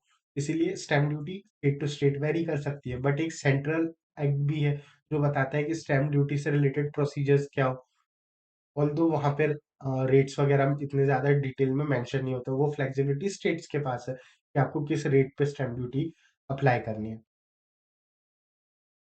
अब यहाँ तक के जो था सोर्सेज ऑफ लॉ, ये थोड़ा-सा थ्योरेटिकल इंफॉर्मेशन बेस्ड पार्ट था कि जहाँ पे आपको ये इंफॉर्मेशन पढ़नी है, याद रखनी है। अब हम थोड़ा समझने वाले पार्ट पे आगे स्टार्ट करें। That is the process of making law, कि इंडिया में लॉ बनता कैसे? तो लॉ बनाने का प्रोसेस इंडिया में बहुत सिंपल है। सबसे पहले आप लॉ बना रहे हो, आप लॉ क्यों बना रहे हो? आप लॉ बना रहे हो is to provide a solution to a problem, कि भाई लोगों के पास गाड़ियाँ हैं, लोग कैसे भी गाड़ी चला रहे हैं, इससे हो सकता है एक्सीडेंट्स बढ़े, लोगों की इंजरी हो, पब्लिक प्रॉपर्टी को, पब्लिक वेलफेयर को, कि किसी का भी मन कर रहा है, कोई भी लेफ्ट से, राइट से, कहीं भी गाड़ियाँ चलाए। तो हम एक लॉ ले आए, इंडियन मोटर व्हीकल एक्ट, जो बताता है कि अगर आपके पास गाड़ी है, तो आपको किस तरीके से गाड़ी चलानी है। तो वही चीज़ यहाँ पे हम देख रहे हैं कि दी पावर, कि ये लॉ आया कैसे? तो उस लॉ बनाने के प्रोसेस के लिए क्या होता है, सबसे पहले हम आइडेंटिफ़ाई करते हैं कि हमें किस टॉपिक पे लॉ बनाना है। फिर उस टॉपिक के ऊपर एक रफ लॉ बनाया जाता है। एक लॉ का एक रफ ढाँचा या एक कागज़ पे, कि ये लॉ, ये टॉपिक है जिस पे लॉ आएगा, इसके ये प्रोविज़न्स रहेंगे, ये इन सब्जेक्ट मैटर्स पे डील करेगा, इसमें ये प्रोविज़न्स है, ये पनिशमेंट्स है, ये पेनल्टीज़ है। तो वो चीज़ें एक ड्राफ्ट में लिखी जाती है। उस ड्राफ्ट को जब हम किसी भी पार्लियामेंट के हाउस पे, कहाँ, किसी भी पार्लियामेंट के हाउस में प्रपोज़ करते हैं या प्रस्तावित करते हैं कि ये टॉपिक है, इस पे मैं लॉ लाना चाहता हूँ, ये मैं पार्लियामेंट के सामने रख रहा हूँ कि इस टॉपिक पे लॉ आए। तो जब आप उस ड्राफ्ट को पार्लियामेंट के हाउस के सामने रखते हैं, तब वो ड्राफ्ट बन जाता है बिल। तब हम उस ड्राफ्ट को क्या नाम देते हैं? बिल। फिर ये जो बिल है ना, ये या तो आप राज्यसभा में इंट्रोड्यूस कर सकते हैं या लोकसभा में इंट्रोड्यूस कर सकते हैं। आप किसी भी एक हाउस पे इसे इंट्रोड्यूस करेंगे। जब आप इसे एक हाउस में इंट्रोड्यूस करते हैं, तब इस बिल के ऊपर होते हैं वहाँ पे मल्टीपल डिस्कशंस, कि सारे मेंबर्स डिस्कस करते हैं कि अच्छा इसकी ये प्रोविजंस है, इसमें ये चीज़ ऐड होनी चाहिए, ये चीज़ चेंज होनी चाहिए, या ये अमेंडमेंट्स आने चाहिए। तो वो सारे डिस्कशंस होते हैं। फिर उस ड्राफ्ट को फाइनलाइज़ किया जाता है। फिर उसके बाद फाइनली उस पे वोटिंग होती है, और अगर उस वोटिंग में मेजॉरिटी आ जाती है, जैसे कि मान लीजिए आपने एक बिल था, उसे आपने इंट्रोड्यूस किया राज्यसभा में, वहाँ पे उस पे वोटिंग हुई। वोटिंग होने के बाद, डिस्कशंस एंड वोटिंग्स होने के बाद वो वहाँ से पास हो गया। तो उसके बाद क्या होगा? ये जो बिल है, ये दूसरे हाउस में, लोकसभा में फिर पास ऑन कर दिया जाएगा। फिर वहाँ पे सेम प्रोसेस होगा। वहाँ पे फिर से वो बिल इंट्रोड्यूस किया जाएगा, फिर से उस पे डिस्कशंस होगी, फिर से उस पे वोटिंग होगी। फिर अगर एक बिल राज्यसभा और लोकसभा दोनों हाउसेस से पास हो जाता है, तो फिर वो पहुँचता है प्रेसिडेंट के पास। फिर प्रेसिडेंट क्या कर सकते हैं? प्रेसिडेंट चाहे तो और चेंजेस रिकमेंड कर सकते हैं और इस बिल को वापस भेज सकते हैं। वो चाहे तो होल्ड करके रख सकते हैं कि कोई एक्शन ना ले उस बिल पे कुछ समय के लिए। या फिर अगर वो सैटिस्फैक्टरी है, कि उन्हें लग रहा है कि ये बिल में सब कुछ ठीक है, तो इस बिल को अपना अप्रूवल दे दें। और जैसे ही प्रेसिडेंट इस बिल को अप्रूवल दे देता है, वैसे ही ये बन जाता है एक्ट। एक्ट यानी लॉ। अब ये जो बिल है, ये इसके बिल से एक्ट बनने में इसे 3 जगहों से अप्रूवल मिला है। कहाँ-कहाँ पे? राज्यसभा से, लोकसभा से और प्रेसिडेंट ऑफ इंडिया से। अब ये जो एक्ट बन गया है, ये लोगों को भी बताना पड़ेगा कि ये नया लॉ हमारी कंट्री में एप्लीकेबल हो गया है। तो ये जिस तरीके से लोगों को पता चलता है, जिस डॉक्यूमेंट के थ्रू लोगों को पता चलता है, जैसे कि आपके घर पे न्यूज़पेपर आता होगा, तो न्यूज़पेपर से आपको न्यूज़ पता चलती है। वैसे ही सेंट्रल गवर्नमेंट जो भी इन्फॉर्मेशन बताती है लोगों को, वो इन्फॉर्मेशन बताती है थ्रू अ डॉक्यूमेंट, जिसे हम नाम देते हैं ऑफिशियल गैज़ेट ऑफ इंडिया। तो गवर्नमेंट नोटिफाई करती है ऑफिशियल गैजेट ऑफ इंडिया में कि अब से ये नया एक्ट आ चुका है। वो उस गैजेट के नोटिफिकेशन में ये भी बताती है कि डेट, कि कब से ये लॉ एप्लीकेबल होगा, कब से ये लॉ फॉलो होना शुरू होगा। तो अगर मैं आपको दिखा सकूं कि what is the process of making law in India, तो we have a very simple PPT over here, जो दिखाती है कि लॉ कैसे बनता है इंडिया में। कि सबसे पहले एक बिल होगी, जो इंट्रोड्यूस की जाएगी कहाँ पे? पार्लियामेंट में। पार्लियामेंट की किसी भी एक हाउस में, या तो राज्यसभा में या लोकसभा में। जब ये बिल इंट्रोड्यूस की गई है, तब हम इसे नाम देते हैं? ड्राफ्ट का। जैसे ये ड्राफ्ट आप इंट्रोड्यूस करते हो फ्लोर पे, तो उसे हम नाम दे देते हैं एज अ बिल, की ड्राफ्ट बिल है ये। फिर इस ड्राफ्ट बिल को इंट्रोड्यूस किया गया है, इसे कोई भी कर सकता है। या तो अगर कोई मिनिस्टर इसे इंट्रोड्यूस कर रहा है तो हम इसे गवर्नमेंट बिल का नाम देंगे। वहीं पे अगर कोई अदर देन जो गवर्नमेंट का हिस्सा नहीं है, ऐसा कोई मेंबर इंट्रोड्यूस कर रहा है इसे, जो मिनिस्टर नहीं है, तो हम इस बिल को नाम देते हैं प्राइवेट बिल का। फिर ये जो बिल है, इसकी आगे रीडिंग्स होती है। रीडिंग्स में इसका डिटेल्ड डिस्कशन होता है कि इस बिल में क्या चेंजेस आने हैं। फिर उस पे फाइनली होती है डिबेट्स, और डिबेट्स के बाद होती है वोटिंग। और अगर ये उस वोटिंग में अप्रूवल मिल जाए, उस हाउस से ये बिल पास हो जाए, तो ये सेम प्रोसेस दोहराया जाता है दूसरे हाउस में। फिर दूसरे हाउस में भी बिल जाने के बाद उसे भेज दिया जाता है प्रेसिडेंट के पास, ताकि प्रेसिडेंट कर दे इस बिल को अप्रूव। अब जैसे ही प्रेसिडेंट अपना असेंट दे देते हैं, इस बिल को अप्रूव कर देते हैं, तो ये बिल पब्लिक की जाती है कहाँ पे, इन ऑफिशियल गैजेट ऑफ इंडिया में नोटिफाई कर दिया जाता है कि ये बिल अब एक्ट बन चुका है, लॉ बन चुका है। और साथ ही साथ उसमें डेट बताई जाती है कि कब से ये लॉ एप्लीकेबल रहेगा। तो let's move forward with types of laws, या types of laws in India. अब type of laws in India पढ़ने से पहले यहाँ पे आप देखिए कि आपको 4 हेडिंग्स दी गई है। कौन कौन सी? Principle of natural justice, common law, civil laws and criminal laws. तो इन्हें पढ़ने का हमारा ऑर्डर क्या रहेगा? हम पहले बात करेंगे प्रिंसिपल ऑफ नेचुरल जस्टिस की, कि प्रिंसिपल ऑफ नेचुरल जस्टिस क्या होते हैं। फिर हम मूव करेंगे कॉमन लॉ पे, and then will be discussing about civil and criminal laws. तो चलिए शुरू करते हैं with principle of natural justice. Principle of natural justice, जिसे हम जस्ट नेचुरल भी कह सकते हैं, कि प्रिंसिपल ऑफ नेचुरल जस्टिस ये बताते हैं कि ये कौन से प्रिंसिपल्स है जो आपको हर समय एडहियर करने हैं, हर समय फॉलो करने हैं, ताकि आप एक साउंड लीगल सिस्टम बना सके अपनी कंट्री में। तो पहला प्रिंसिपल ऑफ नेचुरल जस्टिस है ऑडी अल्ट्रम पाल्ट्रम। क्या है? ऑडी अल्ट्रम पाल्ट्रम, जिसका मतलब होता है कि सामने वालों को सुनो, या सामने वाले को मौका दो कि वो अपनी सफाई दे सके। That is, give reasonable opportunity of being heard. कि जब भी आप कोई जजमेंट दे रहे हो, तो वो जजमेंट एक तरफा नहीं होना चाहिए कि आपने एक पार्टी को सुना, दूसरी पार्टी को सुनने का मौका ही नहीं दिया, या दूसरे पार्टी को अपना पक्ष रखने का अपॉर्चुनिटी ही नहीं दी गया, और आपने सिर्फ एक तरफा एक पार्टी के बयानों के बेसिस पे कोई जजमेंट पास कर दिया, तो वो चीज नहीं चलेगी। अगर आपके पास कोई डिस्प्यूट आता है, तो आपको दोनों पक्षों को, दोनों पार्टीज को इक्वल अपॉर्चुनिटी देनी चाहिए कि वो अपना पक्ष सामने रख पाए कोर्ट के। तो पहला हमारा प्रिंसिपल हो गया ऑडी अल्ट्रम पाल्ट्रम। दूसरा हमारा प्रिंसिपल होता है that every order must be reasoned. कि सर, आपके पास एक डिस्प्यूट आया जिसमें दो पार्टीज थी, तो सबसे पहले आपको इन दोनों ही पार्टीज को सुनना है, इन दोनों पार्टीज को देना है reasonable opportunity of being heard.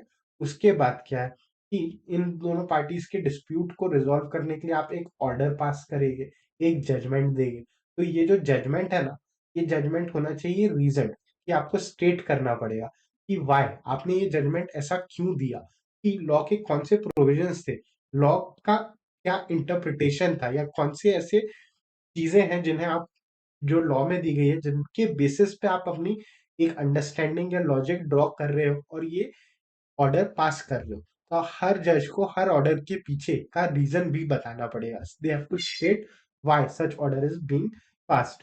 और फाइनली हमारा थर्ड प्रिंसिपल आता है नीमो जूडेक्स इन कॉजा। इसका मतलब क्या है कि सर, दो पार्टीज है, दो पार्टीज के बीच में डिस्प्यूट हुआ, आपने दोनों को reasonable opportunity of being heard भी दिया, फिर आप एक जजमेंट दे रहे हो, आप उस जजमेंट के पीछे का लॉजिक भी बता रहे हो, मतलब आप रीजनिंग भी स्टेट कर रहे हो।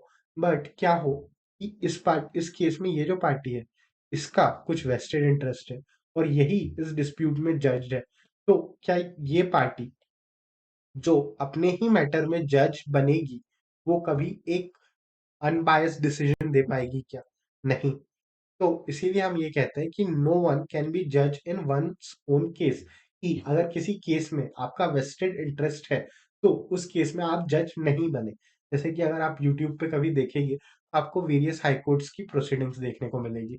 वहां पे कई बार आपको ये भी देखने को मिलेगा कि कई बार जजेस कुछ केसेस को सुनने से मना कर देते हैं, या कह देते हैं कि ये जो केस है, ये आप मुझे मत सुनाइए, ये मैं किसी और दूसरे जज की बेंच के पास फॉरवर्ड कर देता हूँ। क्यों?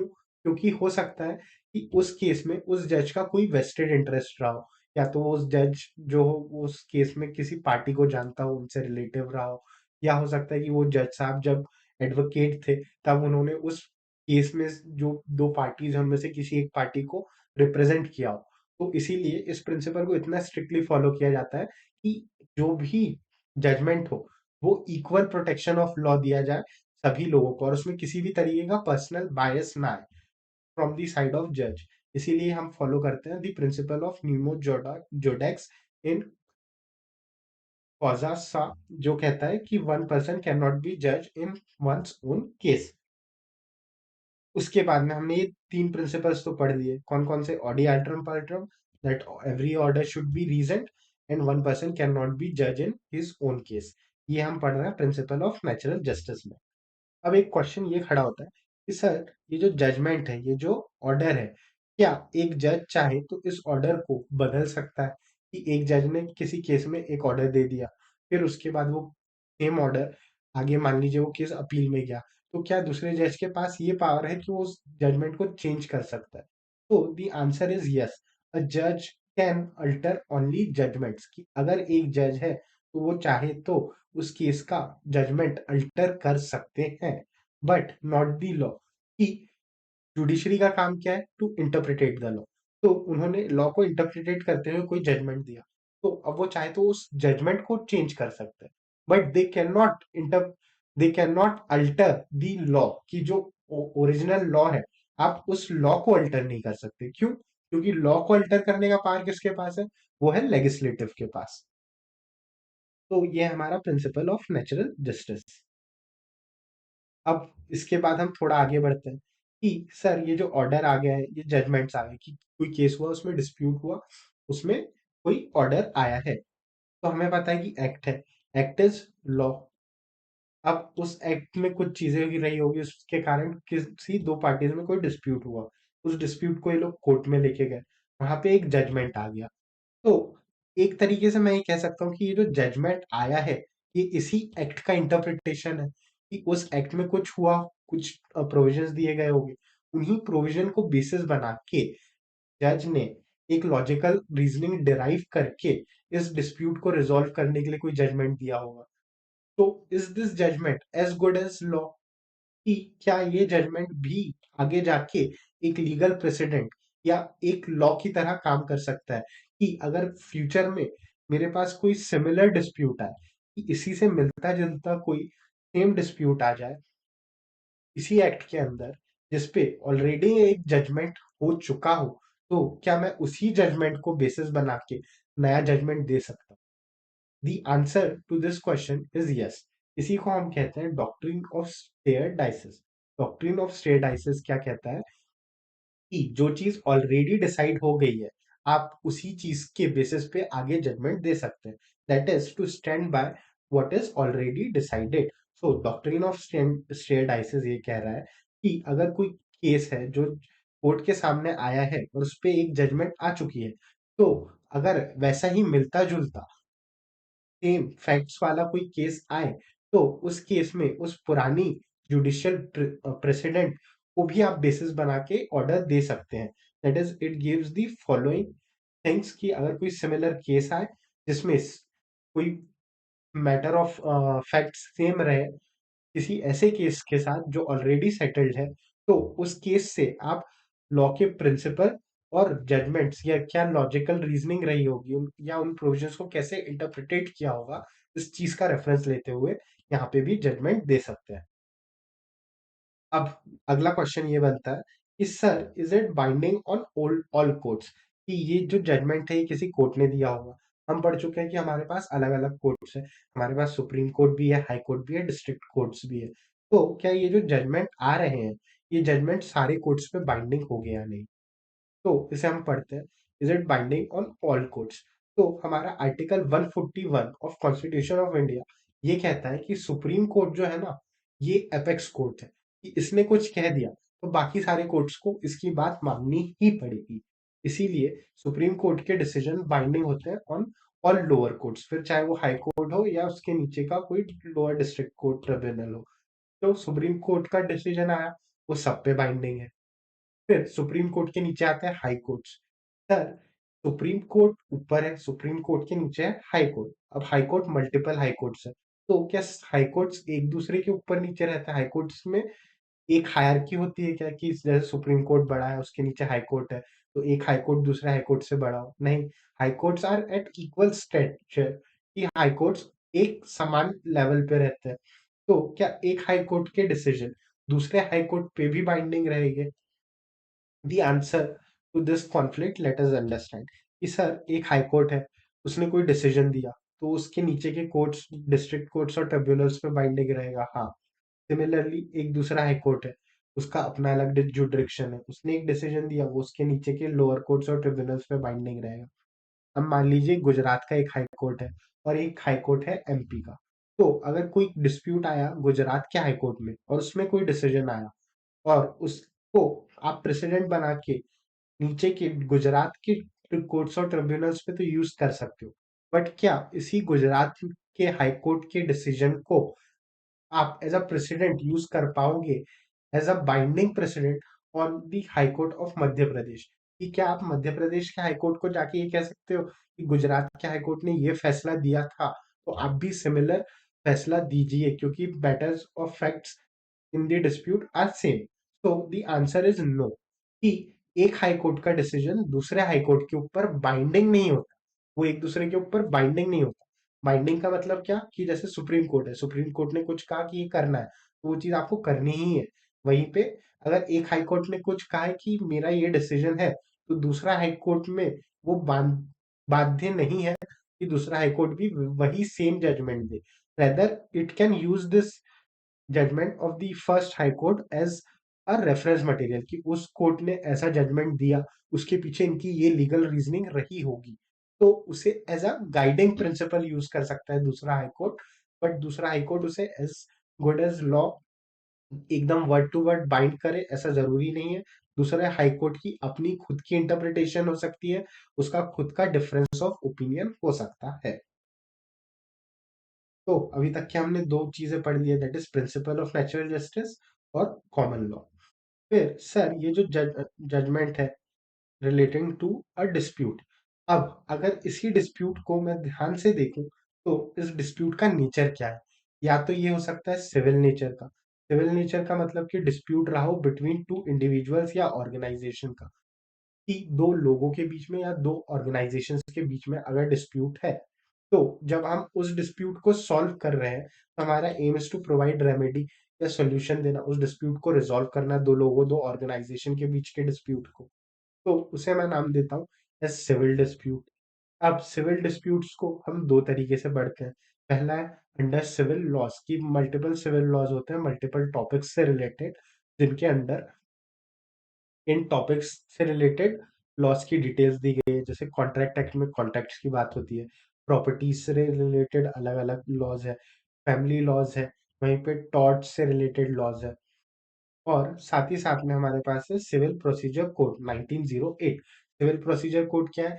ये बताता है कि अगर कोई केस आए जो सिविल नेचर का हो, मतलब जिसमें इंडिविजुअल और ऑर्गेनाइजेशन के बीच में डिस्प्यूट है और आपका प्राइमरी पर्पस है उस डिस्प्यूट को रिजॉल्व करने का, तो आप ये जो सिविल लॉज है इनसे प्रोविजंस को फॉलो कीजिए और उन्हें कोर्ट प्रोसीडिंग्स में कैसे इंप्लीमेंट करना है या कोर्ट प्रोसीडिंग्स कैसे चलेगी, वो चीज बताता है सिविल प्रोसीजर कोड।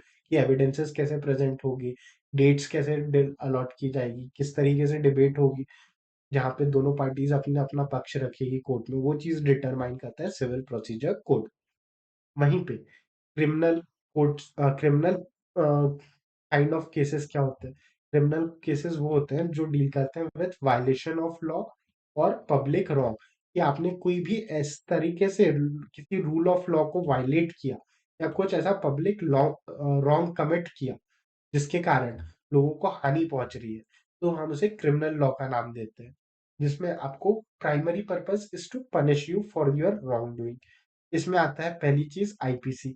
आईपीसी आया था 1860 में। आईपीसी क्या बताता है कि वो कौन कौन से एक्ट्स है, कौन कौन से एक्ट्स है जिन्हें हम ऑफेंस का करार देते हैं, कि आपने मर्डर किया, चोरी की, ये सारे एक्ट्स है जो पनिशेबल ऑफेंसेस है। तो ऐसे कौन कौन से एक्ट्स रहेंगे जिन्हें हम किस ऑफेंस के अंडर कैटेगराइज करेंगे और उस ऑफेंस की क्या पनिशमेंट है, ये चीजें दी गई है आपकी आईपीसी में। वहीं पे आपके पास है सीआरपीसी, क्रिमिनल प्रोसीजर कोड 1973, जो बताता है कि अगर कोई क्रिमिनल नेचर का केस आता है तो उससे रिलेटेड प्रोविजंस क्या रहेगी, उससे रिलेटेड कोर्ट प्रोसीडिंग कैसे होगी, कैसे समन्स इशू किए जाएंगे, कैसे अरेस्ट होगा, कैसे बेल के लिए आप अप्लाई करेंगे, वो सारी चीजें आपको सीआरपीसी में दी जाती है। अभी आईपीसी और सीआरपीसी रिप्लेस हो गया है विद भारतीय न्याय संहिता एंड भारतीय नागरिक सुरक्षा संहिता से। तो हम पढ़ना शुरू करते हैं विथ टाइप ऑफ लॉज। तो हमने पढ़ा type of laws. Type of laws में कौन कौन से लॉज आते हैं सर? टाइप ऑफ लॉज में आता है पहला क्रिमिनल लॉज। क्रिमिनल लॉज क्या है? Laws pertaining to violation of rule of law और पब्लिक लॉ। यहाँ पे हमारा पर्पज होता है to provide punishment for same. अब इसमें आता है आपका आईपीसी 1860 और सीआरपीसी 1973। आईपीसी क्या डिफाइन करता है कि क्राइम क्या होगा, उसका नेचर क्या है, उसकी पनिशमेंट क्या है, वर्सेस सीआरपीसी डिफाइन करता है कि प्रोसीजर, कि उस पनिशमेंट को एग्जीक्यूट कैसे करना है। वहीं पे यहाँ पे आपको कुछ क्रिमिनल केसेस के एग्जांपल दिए गए हैं, जैसे murder, rape, theft, fraud, cheating and assault are criminal offences. वहीं पे सिविल लॉज कैसे डील करता है? With dispute between individual and organisation, जो सिविल नेचर के हो, जहाँ पे हमारा primary purpose is to enforce certain rights and obligations, is to enforce the violation of certain rights and obligation through institution of civil suits। उसके बाद में यहाँ पे प्राइमरी फोकस है dispute resolution rather than punishment. इसमें आपका आते हैं वेरियस सिविल लॉज जैसे laws for contract, family laws, property laws and laws of tort. और इन लॉज को एडमिनिस्टर करने का प्रोसीजर कहाँ दिया गया है? सिविल प्रोसीजर कोड में, सीपीसी 1908 में। फिर यहाँ पे कौन कौन से सब्जेक्ट मैटर्स हो सकते हैं, इनके कुछ एग्जाम्पल दिए गए हैं, जैसे breach of contract, non delivery. Breach of contract, contract में लिखा था ये करूंगा लेकिन आपने वो चीज करी नहीं, तो वो हो गया ब्रीच ऑफ कॉन्ट्रैक्ट। आपने गुड्स ही डिलीवर नहीं की अपने पार्टी को, तो वो हो गया नॉन डिलीवरी ऑफ गुड्स। या आपने पेमेंट में कोई डिफॉल्ट किया, वो सारी चीजें यहाँ पे आते हैं सिविल केसेस में। फिर कॉमन लॉ। कॉमन लॉ क्या था कि कोई जुडिशियल प्रेसिडेंट आ जाए तो उसे भी हम एज गुड एज लॉ मानेंगे। तो जुडिशियल प्रेसिडेंट और a case law is a common law. अब कॉमन लॉज बाइंडिंग होते हैं क्या? हाँ सर। सुप्रीम कोर्ट के जो डिसीजन है वो आर्टिकल 141 के अकॉर्डिंगली सब पे बाइंडिंग है। फिर एक डॉक्ट्रिन ऑफ स्टेट डाइसेस हमने पढ़ा था, जो सपोर्ट करती थी कॉमन लॉ को, जो क्या कहती है? To stand by what has been decided, कि जो चीज ऑलरेडी डिसाइड हो गई है आप उसी को फॉलो करें। जो रीइंफोर्स करती है obligations of court to follow the same principles and judgment which have been previously decided in a case where the facts were similar और on all four legs with the earlier decision, कि अगर पहले भी कोई case ऐसा आया है जिसके फैक्ट्स सेम है, तो उस केस में जो चीज फॉलो की गई थी वो भी आप यहाँ फॉलो करें। फिर हमने पढ़ा प्रिंसिपल ऑफ नेचुरल जस्टिस, जिसे हम जस्ट नेचुरल कहते हैं, जिसमें हमने क्या क्या पढ़ा था कि पहली चीज की कोई भी पर्सन अपने खुद के केस में जज हो सकता है क्या? नहीं। दैट इज न्यूमो जुडेक्स इन कॉजेस हुआ। उसके बाद हमने पढ़ा कि सर रूल अगेंस्ट प्रेजुडाइज, कि आप खुद के केस में जज नहीं हो सकते। फिर हमने पढ़ा कि सामने वाली पार्टी को सुनने को मौका दो, दैट इज ऑडी अल्ट्रम पार्टनर, that is giving the other party a reasonable opportunity of being heard और अ फेयर हियरिंग। फिर हमने पढ़ा कि जज चाहे तो जजमेंट को अल्टर कर सकता है, लेकिन वो स्टैट्यूट को ओवरराइड नहीं कर सकता। क्यों? क्योंकि जज के पास जजमेंट देने का पावर है, तो आप जजमेंट को चेंज कर सकते हो। और स्टैट्यूट बनाने का पावर किसके पास है? वो लेजिस्लेटिव के पास है। तो लॉ को चेंज कौन करेगा? लेजिस्लेटिव करेगा। फिर हम आ रहे हैं इन्फोर्समेंट ऑफ लॉ, कि सर लॉ को इन्फोर्स कौन करता है। यहाँ पे हमने क्या कवर कर लिया है सर? अभी तक हमने कवर कर लिया है ये पोर्शन लेजिस्लेटिव का। अब हम मूव फॉरवर्ड करेंगे विद एग्जीक्यूटिव, कि लॉ को एग्जीक्यूटिव में, कि लॉ को इम्प्लीमेंट कौन करता है, जिसमें हम पढ़ेंगे अबाउट वेरियस मिनिस्ट्रीज और 3 बॉडीज के बारे में।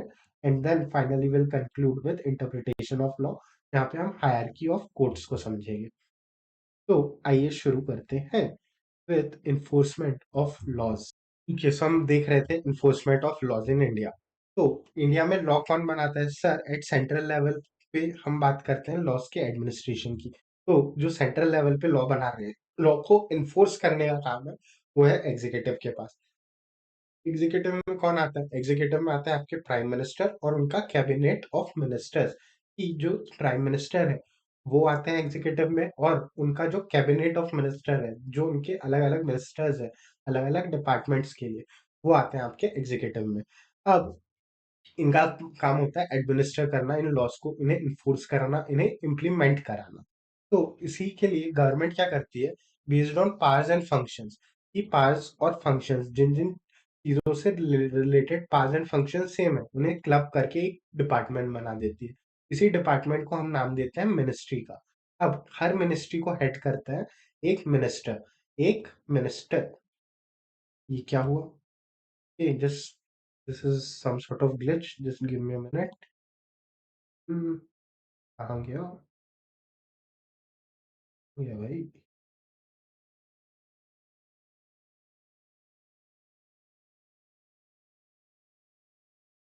ये तो गवर्नमेंट में क्या है? सेंट्रल गवर्नमेंट में एग्जीक्यूटिव। एग्जीक्यूटिव कौन है? Prime minister and his cabinet of ministers. अब इसमें बेटर गवर्नेंस के लिए हम क्या कर रहे हैं, based on powers and functions हमने कुछ मिनिस्ट्रीज बना दी है। अब इस मिनिस्ट्री को हेड कौन करेगा? कोई ना कोई मिनिस्टर, जो आपका यूनियन या कैबिनेट मिनिस्टर है। फिर उन्हें हर सब्जेक्ट मैटर का ज्ञान हो जरूरी नहीं, उन्हें बहुत सी असिस्टेंस लगती है। तो वहां पे आते हैं आपके आईएएस ऑफिसर्स, सेक्रेटरीज और अदर पोस्ट में, और अदर गवर्नमेंट ऑफिशियल्स जिन्हें उन सब्जेक्ट मैटर का नॉलेज हो, जिन्हें एक टेक्निकल अंडरस्टैंडिंग ज्यादा बेटर हो उन सब्जेक्ट मैटर की, जो इन मिनिस्टर को असिस्ट करते हैं। ये है एक मिनिस्ट्री का स्ट्रक्चर। हम पढ़ना शुरू करते हैं। ये क्या कह रहा है? इन्फोर्समेंट ऑफ लॉज, कि after laws are pass they have to be enforced. अब इन्फोर्स करने का काम कौन करेगा? एग्जीक्यूटिव। एग्जीक्यूटिव कौन हो सकता है? सेंट्रल या स्टेट गवर्नमेंट पे, सेंट्रल लेवल पे सेंट्रल गवर्नमेंट, स्टेट लेवल पे state government will be the enforcing authority. The for the purpose of government function are distributed into various ministries. इसीलिए enforcement के लिए आप बनाते हो गवर्नमेंट में various ministries. Some of these ministries, अब कुछ ministries का एग्जांपल दिया है कि जैसे भी पैसों से रिलेटेड जो भी चीज है, वो कौन डील करेगा? Finance ministry. ऐसे ही कंपनी से रिलेटेड जो भी मैटर्स है, वो कौन डील करेगा? वो डील करेगी आपकी मिनिस्ट्री ऑफ कॉर्पोरेट अफेयर्स। वैसे ही कि जो इंटरनल सिक्योरिटी है, देश के मुद्दे हैं, उन्हें कौन डील करेगा? उसे डील करेगी मिनिस्ट्री ऑफ होम अफेयर्स। वहीं पे जो लॉज और जो लॉज और जस्टिस की बात आती है, तो उससे रिलेटेड मिनिस्ट्री है आपके पास, ministry of law and justice. फिर यहाँ पे the ministries are head by ministers. जो मिनिस्ट्रीज कौन हेड करता है? Ministers. And are run by officers of the Indian administrative and other services. कि जो भी officers through Indian administrative services यानी यूपीएससी के थ्रू या दूसरे अदर स्टेट गवर्नमेंट एग्जाम्स के थ्रू सिलेक्ट होके आते हैं, ये ऑफिसर्स इन मिनिस्ट्री को ऑपरेट करने में हेल्प करते हैं। The government exercises executive authority through a number of government ministers और डिपार्टमेंट्स ऑफ स्टेट्स। मिनिस्ट्रीज और डिपार्टमेंट्स ऑफ स्टेट्स, की गवर्नमेंट को अपनी एग्जीक्यूटिव पावर एक्सरसाइज करनी है, तो वो कैसे करेगी? सबसे पहले वो बनाएगी एक मिनिस्ट्री। उस मिनिस्ट्री के थ्रू वो इन पावर्स को एक्सरसाइज करेगी। अब इस मिनिस्ट्री में कौन होगा? सर, इस मिनिस्ट्री में होंगे वेरियस एम्प्लॉयज और ऑफिशियल्स। जो कौन होते हैं? सिविल सर्वेंट्स होते हैं। एट द सेम टाइम कुछ गवर्नमेंट ऑफिशियल्स हैं, जो सिविल सर्वेंट्स हैं। एट द सेम टाइम कुछ इलेक्टेड पॉलिटिकल रिप्रेजेंटेटिव्स हैं, जो कि होते हैं ministers. Most major ministers are head ministries are headed by cabinet ministers who sit in the union council of minister and is typically supported by a team of junior ministers called as ministers of state। की ministers भी इस ministry का part बनते हैं। It is becoming quite a tongue twister. अब एक example के through इसे समझते हैं, जो कि यहाँ पे दिया गया है। कि जैसे कि इंडिया में इनकम टैक्स एक्ट है, ये एक लॉ है। इस लॉ को इन्फोर्स करना है, तो आपको कोई ना कोई बॉडी बन लगेगी। तो हमने बनाई एक मिनिस्ट्री, की मिनिस्ट्री ऑफ फाइनेंस है। Ministry of finance income tax act का इन्फोर्समेंट संभालेगी। इसके लिए मिनिस्ट्री ऑफ फाइनेंस के अंदर एक और छोटी सब बॉडी है, जिसे हम central board of direct taxes कहते हैं। ये जो central board of direct taxes है, ये डील करेगी कि इनकम टैक्स एक्ट सही तरीके से इम्प्लीमेंट हो रहा है या नहीं, टैक्स कलेक्शन कैसे हो रहा है, उससे रिलेटेड कोई डिस्प्यूट है, तो वो सारी चीजें कौन हैंडल करेगा? CBDT, that is your central board of direct taxes. अब इस सीबीडीटी को चलाएगा कौन? तो इसके day to day operations govern करने के लिए हमारे पास होते हैं इंडियन रेवेन्यू सर्विसेज के ऑफिसर्स, जो चीज यहाँ पे आपको दी गई है। और ये जो मिनिस्ट्री है, इसे हेड कौन करता है? फाइनेंस मिनिस्टर, जो कि एक यूनियन मिनिस्टर होंगे।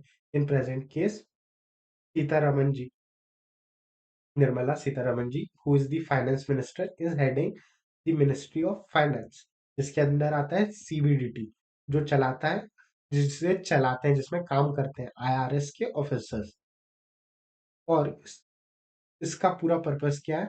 Is to enforce income tax act की, इनकम टैक्स लॉ को इम्प्लीमेंट बेटर तरीके से किया जा सके। अब यहाँ पे हमें कुछ मिनिस्ट्रीज के बारे में दिया गया है।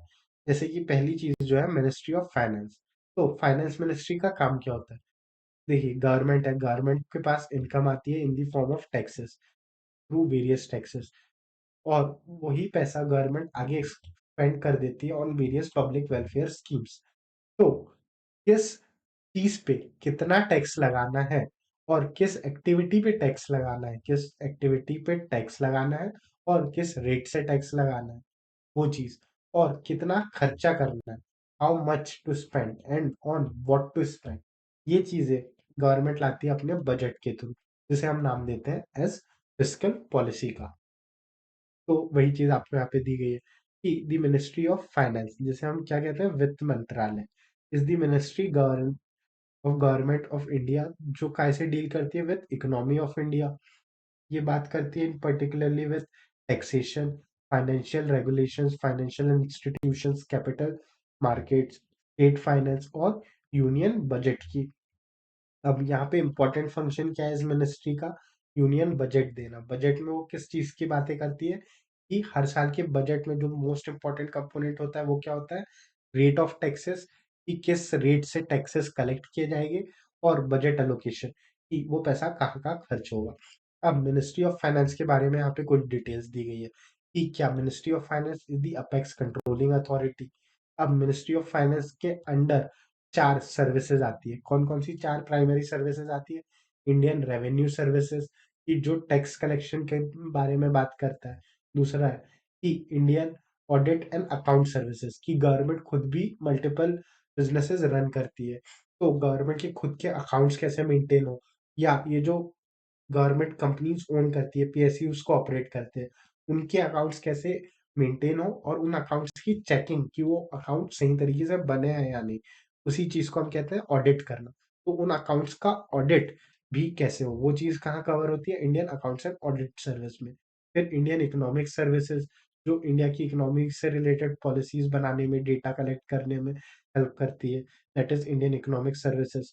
और इंडियन सिविल अकाउंट सर्विसेज, कि अकाउंटिंग प्रैक्टिसेस कैसे बेटर हो सके, उस चीज के लिए इंडियन सिविल अकाउंट सर्विसेज। ये चार सर्विसेज आती है हमारी मिनिस्ट्री ऑफ फाइनेंस के अंडर। साथ ही साथ में यहाँ पे एक और सर्विस आती है, that is Indian cost and management account services. तो अगर मुझे याद रखना हो एक मेमोरी टेक्निक के थ्रू कि मिनिस्ट्री ऑफ फाइनेंस में कौन कौन सी सर्विसेज आती है, तो मिनिस्ट्री ऑफ फाइनेंस में पैसे की रेस लगी है। काय की रेस लगी है? पैसे की रेस। तो RACCE, यहाँ पे सी दो बार है, तो रेस के थ्रू मैं याद रखूंगा कि कौन कौन सी सर्विसेज आती है। R for ministry of revenue, ministry of finance में पैसे की रेस लगी है। R stands for Indian revenue services. A stands for Indian audit and account services. C stands for Indian civil account services.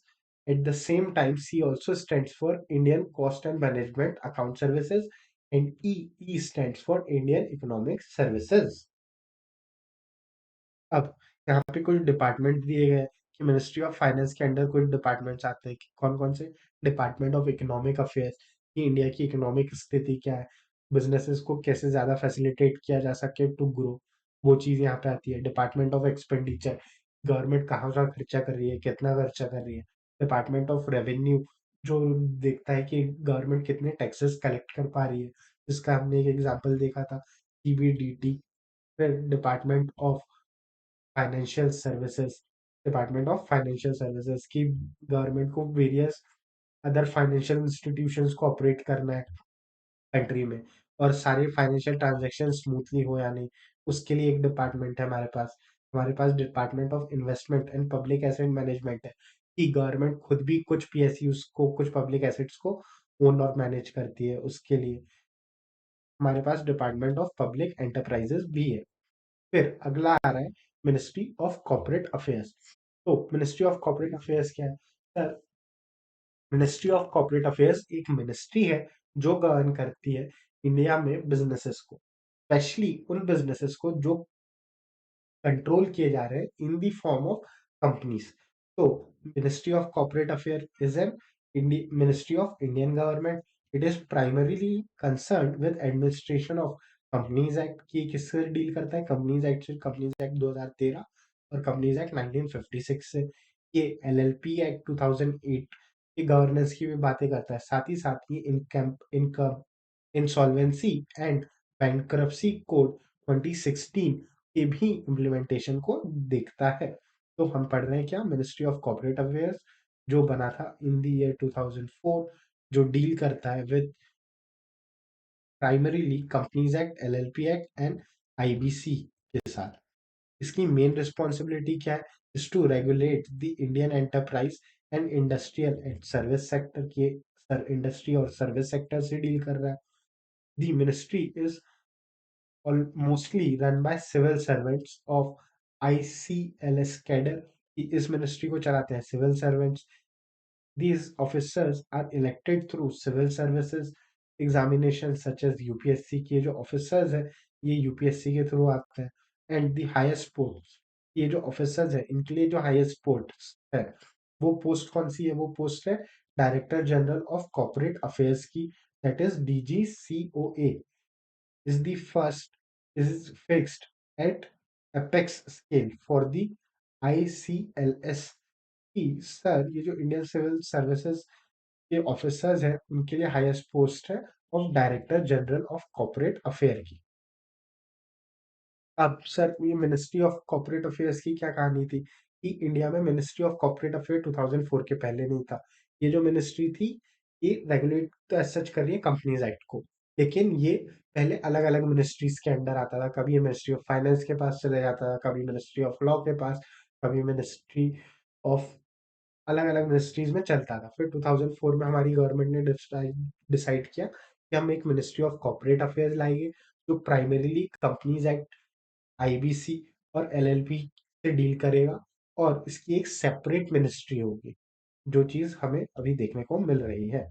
अब अगली ministry है ministry of home affairs. Home affairs की ministry को हम क्या नाम देते हैं? गृह मंत्रालय। ये मिनिस्ट्री कैसे डील करती है? With internal security of India and is responsible for internal security and domestic policies.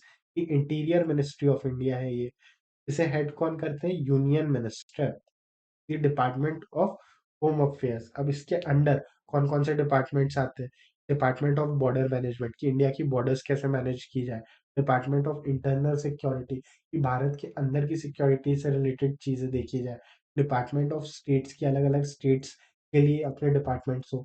Department of official languages, India में सर इतनी सारी लैंग्वेजेस है, उन लैंग्वेजेस का संरक्षण करने के लिए भी हमारे पास डिपार्टमेंट है, जो डिपार्टमेंट ऑफ होम अफेयर्स के अंदर आता है। फिर department of Jammu Kashmir and Ladakh affairs, क्योंकि एक टेंस एरिया है जहाँ पे सिक्योरिटी थ्रेट्स रह सकते हैं, तो उसके लिए भी हमारे पास डिपार्टमेंट है। फिर आप देखेंगे department of official languages. Department of official languages के अंदर और तीन डिपार्टमेंट्स आते हैं। सेंट्रल ट्रांसलेशन ब्यूरो, कि एक लैंग्वेज से दूसरी लैंग्वेज में चीजें ट्रांसलेट करी जा सके, क्योंकि इंडिया के हर स्टेट की अपनी लैंग्वेज है। उसके बाद है सेंट्रल हिंदी ट्रेनिंग इंस्टीट्यूट, क्योंकि जो हमारी सेंट्रल गवर्नमेंट है वो हिंदी पे थोड़ा ज्यादा एम्फेसिस देती है, ताकि थ्रू आउट इंडिया एक लैंग्वेज बन सके वो ऑफिशियल कम्युनिकेशन के लिए। अब हम इंग्लिश को ज्यादा प्रेफर इसलिए नहीं करते क्योंकि एक फॉरेन लैंग्वेज है, वर्सेस हिंदी एक हमारे देश की लैंग्वेज है। तो सेंट्रल गवर्नमेंट कहीं ना कहीं हिंदी को थोड़ा सा ज्यादा बढ़ावा देती है, तो इसके लिए उनका एक ट्रेनिंग इंस्टीट्यूट है। But at the same time हमने हमारी स्टेट गवर्नमेंट्स को एम्पावर किया है कि आप स्टेट में अपनी लोकल लैंग्वेजेस को ज्यादा बढ़ावा दें, ताकि इंडिया में मल्टीपल लैंग्वेजेस फ्लरिश हो सके। वहीं पे हमारे पास है director directorate of census operations. ये सेंसस का क्या मतलब होता है? ये सेंसस का काम होता है डेटा कलेक्ट करना। कि होम मिनिस्ट्री सेंसस कंडक्ट करवाती है, जिसके थ्रू उनके पास आता है डेटा। इंडिया में कितने लोग हैं, कितने मेल्स हैं, कितने फीमेल्स हैं, उनका एम्प्लॉयमेंट, एजुकेशन स्टेचर क्या है। इस इंफॉर्मेशन के बेसिस से वो प्रिडिक्ट कर पाते हैं कि क्या पैटर्न्स है, क्या प्रोडिक्शंस है, ताकि पॉलिसीज बनाई जा सके इन लोगों को बेटर गवर्न करने के लिए। तो ये भी एक मिनिस्ट्री है। उसके बाद हमारे पास है ministry of law and justice. Ministry of law and justice किस पे बात करती होगी? ऑब्वियसली लॉ कैसे बनता है उन चीजों पे। तो in governance of India, in government in the government of India is a cabinet ministry dealing with management of legal affairs through Department of Legal Affairs. उसके बाद में legal activities through legislative department and administration of justice through department of justice. यहाँ पे जो आपका ministry of law and justice है, इसके अंदर आपके पास 3 डिपार्टमेंट्स है। पहला है डिपार्टमेंट ऑफ लीगल अफेयर्स, दूसरा है लेजिस्लेटिव डिपार्टमेंट और तीसरा है डिपार्टमेंट ऑफ जस्टिस।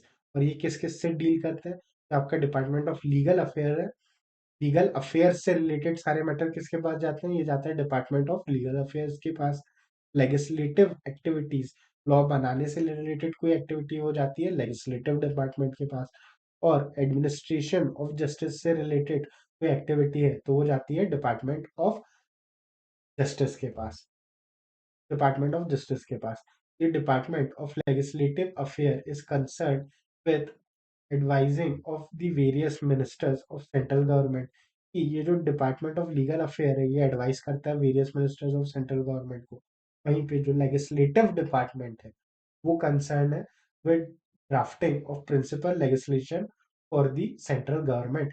कि जो लेजिस्लेटिव डिपार्टमेंट है वो ड्राफ्ट करता है लॉस को, बिल्स को सेंट्रल गवर्नमेंट के लिए। उसके बाद में हमारे पास है 3 बॉडीज जिनके बारे में हमें पढ़ना है। पहली है security exchange board of India. ये रेगुलेट करती है सिक्योरिटीज और कमोडिटीज मार्केट को। इंडिया में जब भी आप कोई सिक्योरिटी या कमोडिटी खरीद बेच रहे हैं किसी भी स्टॉक एक्सचेंज पे, तो उस केस में सेबी रेगुलेशंस आपको फॉलो करनी पड़ती है। It is under the ownership of ministry of finance within the government of India. कि गवर्नमेंट ऑफ इंडिया में मिनिस्ट्री ऑफ फाइनेंस के अधीन आती है सेबी। उसके बाद है it was established on 12th April 1988 as an executive body. And मतलब कि एस्टेब्लिश हुई थी 1988 में ऑन 12th ऑफ अप्रैल। और इसे स्टैट्यूटरी पावर्स कब मिली? इसे पावर्स मिली on 30th January 1922। Sorry, on इसे स्टैट्यूटरी पावर्स मिली on 30th January 1992 through SEBI act 1992। उसके बाद हम आ रहे हैं रिजर्व बैंक ऑफ इंडिया पे। कि sir reserve bank of India क्या है? Reserve bank of India central bank है इंडिया का। ये डिसाइड करता है इंडिया की मॉनेटरी पॉलिसी क्या रहेगी, इंडिया की इकोनॉमी में कितना पैसा रहेगा, कितना सप्लाई रहेगा मनी फ्लो का। It regulates the banking system in India. कि ये बैंक इंडिया के बैंकिंग सिस्टम को रेगुलेट करता है। It is under the ownership of ministry of finance. की मिनिस्ट्री ऑफ फाइनेंस के अंडर आता है RBI. It is responsible for controlling, issuing and maintaining supply of Indian rupee। ये साथ ही साथ पेमेंट सिस्टम्स कैसे काम करते हैं और इंडियन इकोनॉमिक डेवलपमेंट, इकोनॉमी के डेवलपमेंट से रिलेटेड पॉलिसीज भी आरबीआई ला सकता है। Eight the same time manage करता है कि इंडिया में पेमेंट सिस्टम्स, कि अगर आपको एक पर्सन से दूसरे पर्सन को पैसे भेजने हैं, आप बैंकिंग के चैनल के थ्रू भेजेंगे या यूपीआई के थ्रू भेजेंगे, तो उसके पीछे जो पेमेंट मैकेनिज्म है वो कैसे काम करता है, उस चीज को भी रेगुलेट करता है आरबीआई। फिर यहाँ पे एक बॉडी का नाम दिया गया दैट इज भारतीय रिजर्व बैंक नोट मुद्रा। भारतीय रिजर्व बैंक नोट मुद्रा, BRBNM is a specialized division of RBI। की आरबीआई के अंडर एक डिवीजन है जो डिसाइड करता है कि इंडियन कॉइन्स और करेंसी कैसे प्रिंट होगी। इसकी लोकेशंस कहाँ कहाँ है? नासिक में फॉर वेस्टर्न इंडिया और देवास में फॉर सेंट्रल इंडिया। फिर आरबीआई ने स्टैब्लिश किया था national payment corporation of India as one of specialized division, कि आरबीआई के अंडर ही एनपीसीआई एक डिवीजन है जो रेगुलेट करता है कि पेमेंट और सेटलमेंट सिस्टम कैसे वर्क करेगा इंडिया में, कि आपको एक बैंक से दूसरे बैंक में पैसा भेजना है तो वो पेमेंट और वो सेटलमेंट सिस्टम रेगुलेट करता है कौन, एनपीसीआई। और ये एनपीसीआई किसका डिवीजन है, आरबीआई का। फिर ये deposit insurance and credit guarantee corporation was established by RBI. RBI ने deposit insurance credit guarantee corporation को भी स्टैब्लिश किया था, जो इंश्योर करती है कि अगर आप पैसा किसी भी बैंक में रख रहे हैं तो उसके अगेंस्ट आपको इंश्योरेंस मिले, ताकि अगर वो पैसा बैंक नहीं दे पा रही है, बैंक में लिक्विडिटी क्रंच आ जा रहा है, तो आपका पैसा बैंक में डूबे ना, उसके लिए ये बॉडी स्टैब्लिश की गई थी। फिर आगे हमारे पास है insolvency bankruptcy board of India. ये क्या है, इनका insolvency bankruptcy board of India क्या होता है कि जैसे ही आप बिजनेस कर रहे हैं, अब मान लीजिए आपका बिजनेस चल नहीं रहा है, आपका बिजनेस हो जा रहा है बंद, इसमें आ रहा है स्लो डाउन, तो जो आपके मल्टीपल क्रेडिटर्स है ये आ जाते हैं, जिन लोगों से आपने पैसा लिया होगा, ये आ जाएंगे कि भाई हमारा पैसा लौटा। तो उस केस में आप फाइल करते हो इनकरप्सी या बैंकरप्सी के लिए। अब इसमें क्या होता है, इट ये पढ़ते हैं हम कि इट रेगुलेट्स एंड ओवरसीज, कि ये बॉडी रेगुलेट करती है और ओवरसी करती है इंसॉल्वेंसी प्रोसीडिंग्स को, कि इंसॉल्वेंसी कैसे होगी। फिर इसमें एंटिटीज को भी रेगुलेट करती है, कि इंसॉल्वेंसी प्रोफेशनल एजेंसीज जो है, तो इन प्रोफेशनल एजेंसीज को ये रेगुलेट करने का काम करती है। इन इंसॉल्वेंसी प्रोफेशनल्स को भी रेगुलेट करने का ये काम करती है। और इंफॉर्मेशन यूटिलिटी जो आप भरेंगे फॉर फाइलिंग इनकरप्सी और बैंकरप्सी, तो वो चीज भी ये बॉडी आईबीबीआई रेगुलेट करती है। It was established on 1 October 2016, और इसे स्टैट्यूटरी पावर मिली कब, by Lok Sabha on 5 May 2016 through insolvency and bankruptcy code. उसके बाद में इट इज कवरिंग, अब ये यहाँ पे किन किन लोगों को कवर करती है, यहाँ पे इंडिविजुअल्स आ सकते हैं, यहाँ पे कंपनीज आ सकती है, यहाँ पे एलएलपीज आ सकती है, यहाँ पे पार्टनरशिप फर्म्स भी आ सकती है। तो इन लोगों की इंसॉल्वेंसी और बैंकरप्सी के मैटर्स आते हैं आईबीबीआई के पास। The new code will speed up the resolution process. इस कोड का प्राइमरी पर्पस क्या है, कि ये रेजोल्यूशन का प्रोसेस तेजी से हो सके, and is to simplify the process of insolvency and bankruptcy। अब इसे हैंडल करते हैं कि it handles the cases using two two tribunals. इसमें दो ट्रिब्यूनल्स आते हैं, आई बी बी आई के अंडर आते हैं दो ट्रिब्यूनल, कौन कौन से, national company law tribunal and debt recovery tribunals, जिनके थ्रू ये ऑपरेट करती है। तो हमारा यहाँ पे हो जाता है second part of R executive भी कंप्लीट। अब फाइनली हम मूव कर रहे हैं टूवर्ड्स जुडिशरी, और हम इस चैप्टर को क्लोज कर दे रहे हैं इसी के साथ। तो हम जा रहे हैं जुडिशरी की ओर। सुप्रीम कोर्ट ऑफ इंडिया जो है is the apex body. Supreme court of India जो है इज द एपेक्स बॉडी। इसके डिसीजंस फाइनल होते हैं, बाइंडिंग होते हैं सभी लोअर कोर्ट्स पे। ये स्टैब्लिश कब हुआ था, it was establish on 26 January 1950। Supreme court of India में जो हाईएस्ट पोस्ट होती है वो होती है सीजेआई की, that is the chief justice of India की। इस पोजीशन पे थे डीवाई चंद्रचूड़, जो अभी रिटायर हो चुके हैं। उनकी जगह कौन से नए जज है जो सीजेआई बने हैं सुप्रीम कोर्ट के, वो आप मुझे कमेंट सेक्शन में लिख के बताएं। फिर ये जो है आर्टिकल 1 to 6 पार देता है इस पोस्ट को क्रिएट करने की। आगे में हम देखेंगे कि जो सुप्रीम कोर्ट है उसमें कुछ जजेस बैठते हैं, तो जो सुप्रीम कोर्ट की प्रिंसिपल बेंच है उसमें सच पहले 7 जजेस होते थे, अब वो नंबर बढ़ के हो चुका है 34, कि प्रिंसिपल बेंच में जो सुप्रीम कोर्ट है वहां पे 34 जजेस तक के टोटल जजेस आते हैं सुप्रीम कोर्ट के अंडर, जिसमें से इस 34 में एक जज सीजेआई हो गए।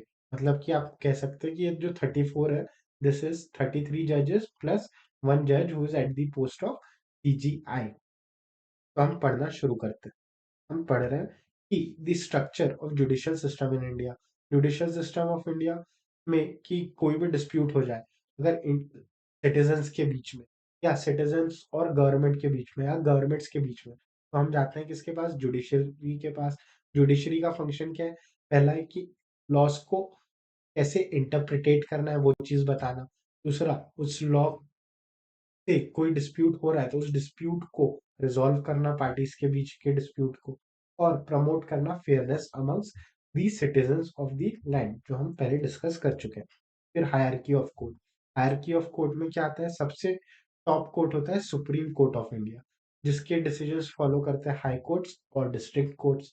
अब decision of a supreme court binding होता है सारे लोअर कोर्ट्स पे, तो सुप्रीम कोर्ट के डिसीजन बाइंडिंग होते हैं आर्टिकल 141 के अकॉर्डिंगली सारे लोअर कोर्ट्स पे, और ये फाइनल मैटर होते, फाइनल वर्डिक्ट माने जाते हैं।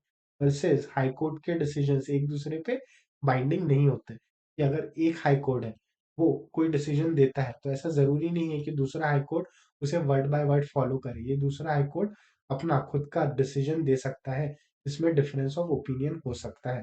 इसलिए एक हाई कोर्ट का डिसीजन दूसरे हाई कोर्ट के लिए परसुएसिव नेचर का है। फिर हम पढ़ रहे हैं supreme court. Supreme court is the apex body of the judiciary. It was established on 26th January 1950. The Chief Justice of India is the highest authority appointed under the Article 126. The principal bench of Supreme Court consisted of 7 members, including CGI.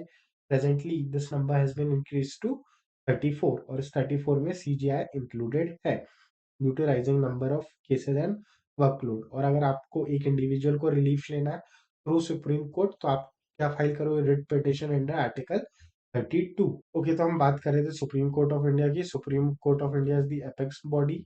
इसके decisions final होते हैं, binding होते हैं सभी lower courts पे। It was establish on 26 जनवरी 1950। इसमें highest post कौन सी होती है, चीफ जस्टिस ऑफ इंडिया की, जो कि बनाई गई है अंडर आर्टिकल 126। अब ये जो चीफ जस्टिस ऑफ इंडिया है, इनके इनके साथ जो टोटल जजेस होते हैं सुप्रीम कोर्ट में, वो पहले कितने होते थे, 7। भी वो नंबर बढ़ के हो चुका है 34, और इस 34 में सीजीआई इंक्लूडेड है। और अगर आपको सुप्रीम कोर्ट के पास कोई भी पेटिशन डालनी है तो वो एक इंडिविजुअल कर सकता है through writ petition under article 32। के बाद हमारे हाई कोर्ट पे। तो सर, हाई कोर्ट क्या होता है? High court is the court of appeals in each state and UT. Her state और यूटी का अपना हाई कोर्ट है। को हाई कोर्ट बनाने की पावर दी गई under article 214 of constitution of India. Her state का अपना हाई कोर्ट होगा। हाई कोर्ट के पास कौन कौन से जुडिक्शन आते हैं? अपेलेंट जुडिक्शन की, अगर कोई लोअर कोर्ट है, कोई डिस्ट्रिक्ट कोर्ट या ट्रिब्यूनल के फैसले से आप खुश नहीं हो तो आप हाई कोर्ट में अपील कर सकते हो। ओरिजिनल जुडिक्शन की कुछ ऐसे केसेस हो सकते हैं जिनको आप डायरेक्टली हाई कोर्ट में ला सकते हो। और सुपरवाइजरी जुडिक्शन, ये लोअर कोर्ट्स को सुपरवाइज कर सकता है। However, the Article 2 to 7 of the Indian Constitution limits High Court's supervisory powers. In India, there are 25 High Court, one for each state and UT. One of each state and UT, ठीक है। फिर उसके बाद में ये क्या कह रहा है कि 6 states share a single High Court। ये 6 states ऐसे हैं जो एक सिंगल हाई कोर्ट को शेयर करते हैं। An individual can seek remedy against violation of fundamental rights in High Court by filing writ petition under Article 2 to 6। या article 2 to 6 में आप रिट पिटिशन फाइल कर रहे हो कहाँ पे, हाई कोर्ट में। वहीं पे आर्टिकल 32 में आप रिट पिटिशन फाइल कर रहे हो कहाँ पे, सुप्रीम कोर्ट में। फिर यहाँ पे आपको एक फन फैक्ट दिया गया है कि इंडिया का ओल्डेस्ट हाई कोर्ट है कैलकाटा में, जो स्टैब्लिश हुआ था 2 जुलाई 1862 में। Okay sir. उसके बाद हम बात कर रहे हैं डिस्ट्रिक्ट कोर्ट्स की। ये डिस्ट्रिक्ट कोर्ट्स क्या होता है? डिस्ट्रिक्ट कोर्ट होता है वो कोर्ट्स जो एक लेवल बिलो आते हैं हाई कोर्ट के। कोर्ट्स, कोर्ट ऑफ डिस्ट्रिक्ट जजेस, जो कोर्ट ऑफ डिस्ट्रिक्ट जज है वो डील करता है सिविल मैटर्स से, जैसे कि कोई भी कॉन्ट्रेक्चुअल डिस्प्यूट हो गया है, क्लेम्स का डिस्प्यूट। वहीं पे जो कोर्ट ऑफ सेशंस है, हमने क्या पढ़ा, कोर्ट ऑफ डिस्ट्रिक्ट जज डील करेगा सिविल मैटर से। वहीं पे जो कोर्ट ऑफ सेशंस है वो डील करता है क्रिमिनल मैटर्स से। यहाँ पे आप बात कर सकते हो पिक्यूनरी जुडिक्शन जो है वो है सिविल जज का, कि अगर कोई भी केस है जिसमें कितना पैसा इन्वॉल्व है, up to the amount of 2 crore, तो वो डिस्ट्रिक्ट जज सुन सकता है। जैसे ही 2 करोड़ के ऊपर का अमाउंट है तो फिर आपको हाई कोर्ट में जाना पड़ेगा। फिर है जुडिक्शन। जुडिक्शन मीन्स होता है पावर टू कंट्रोल।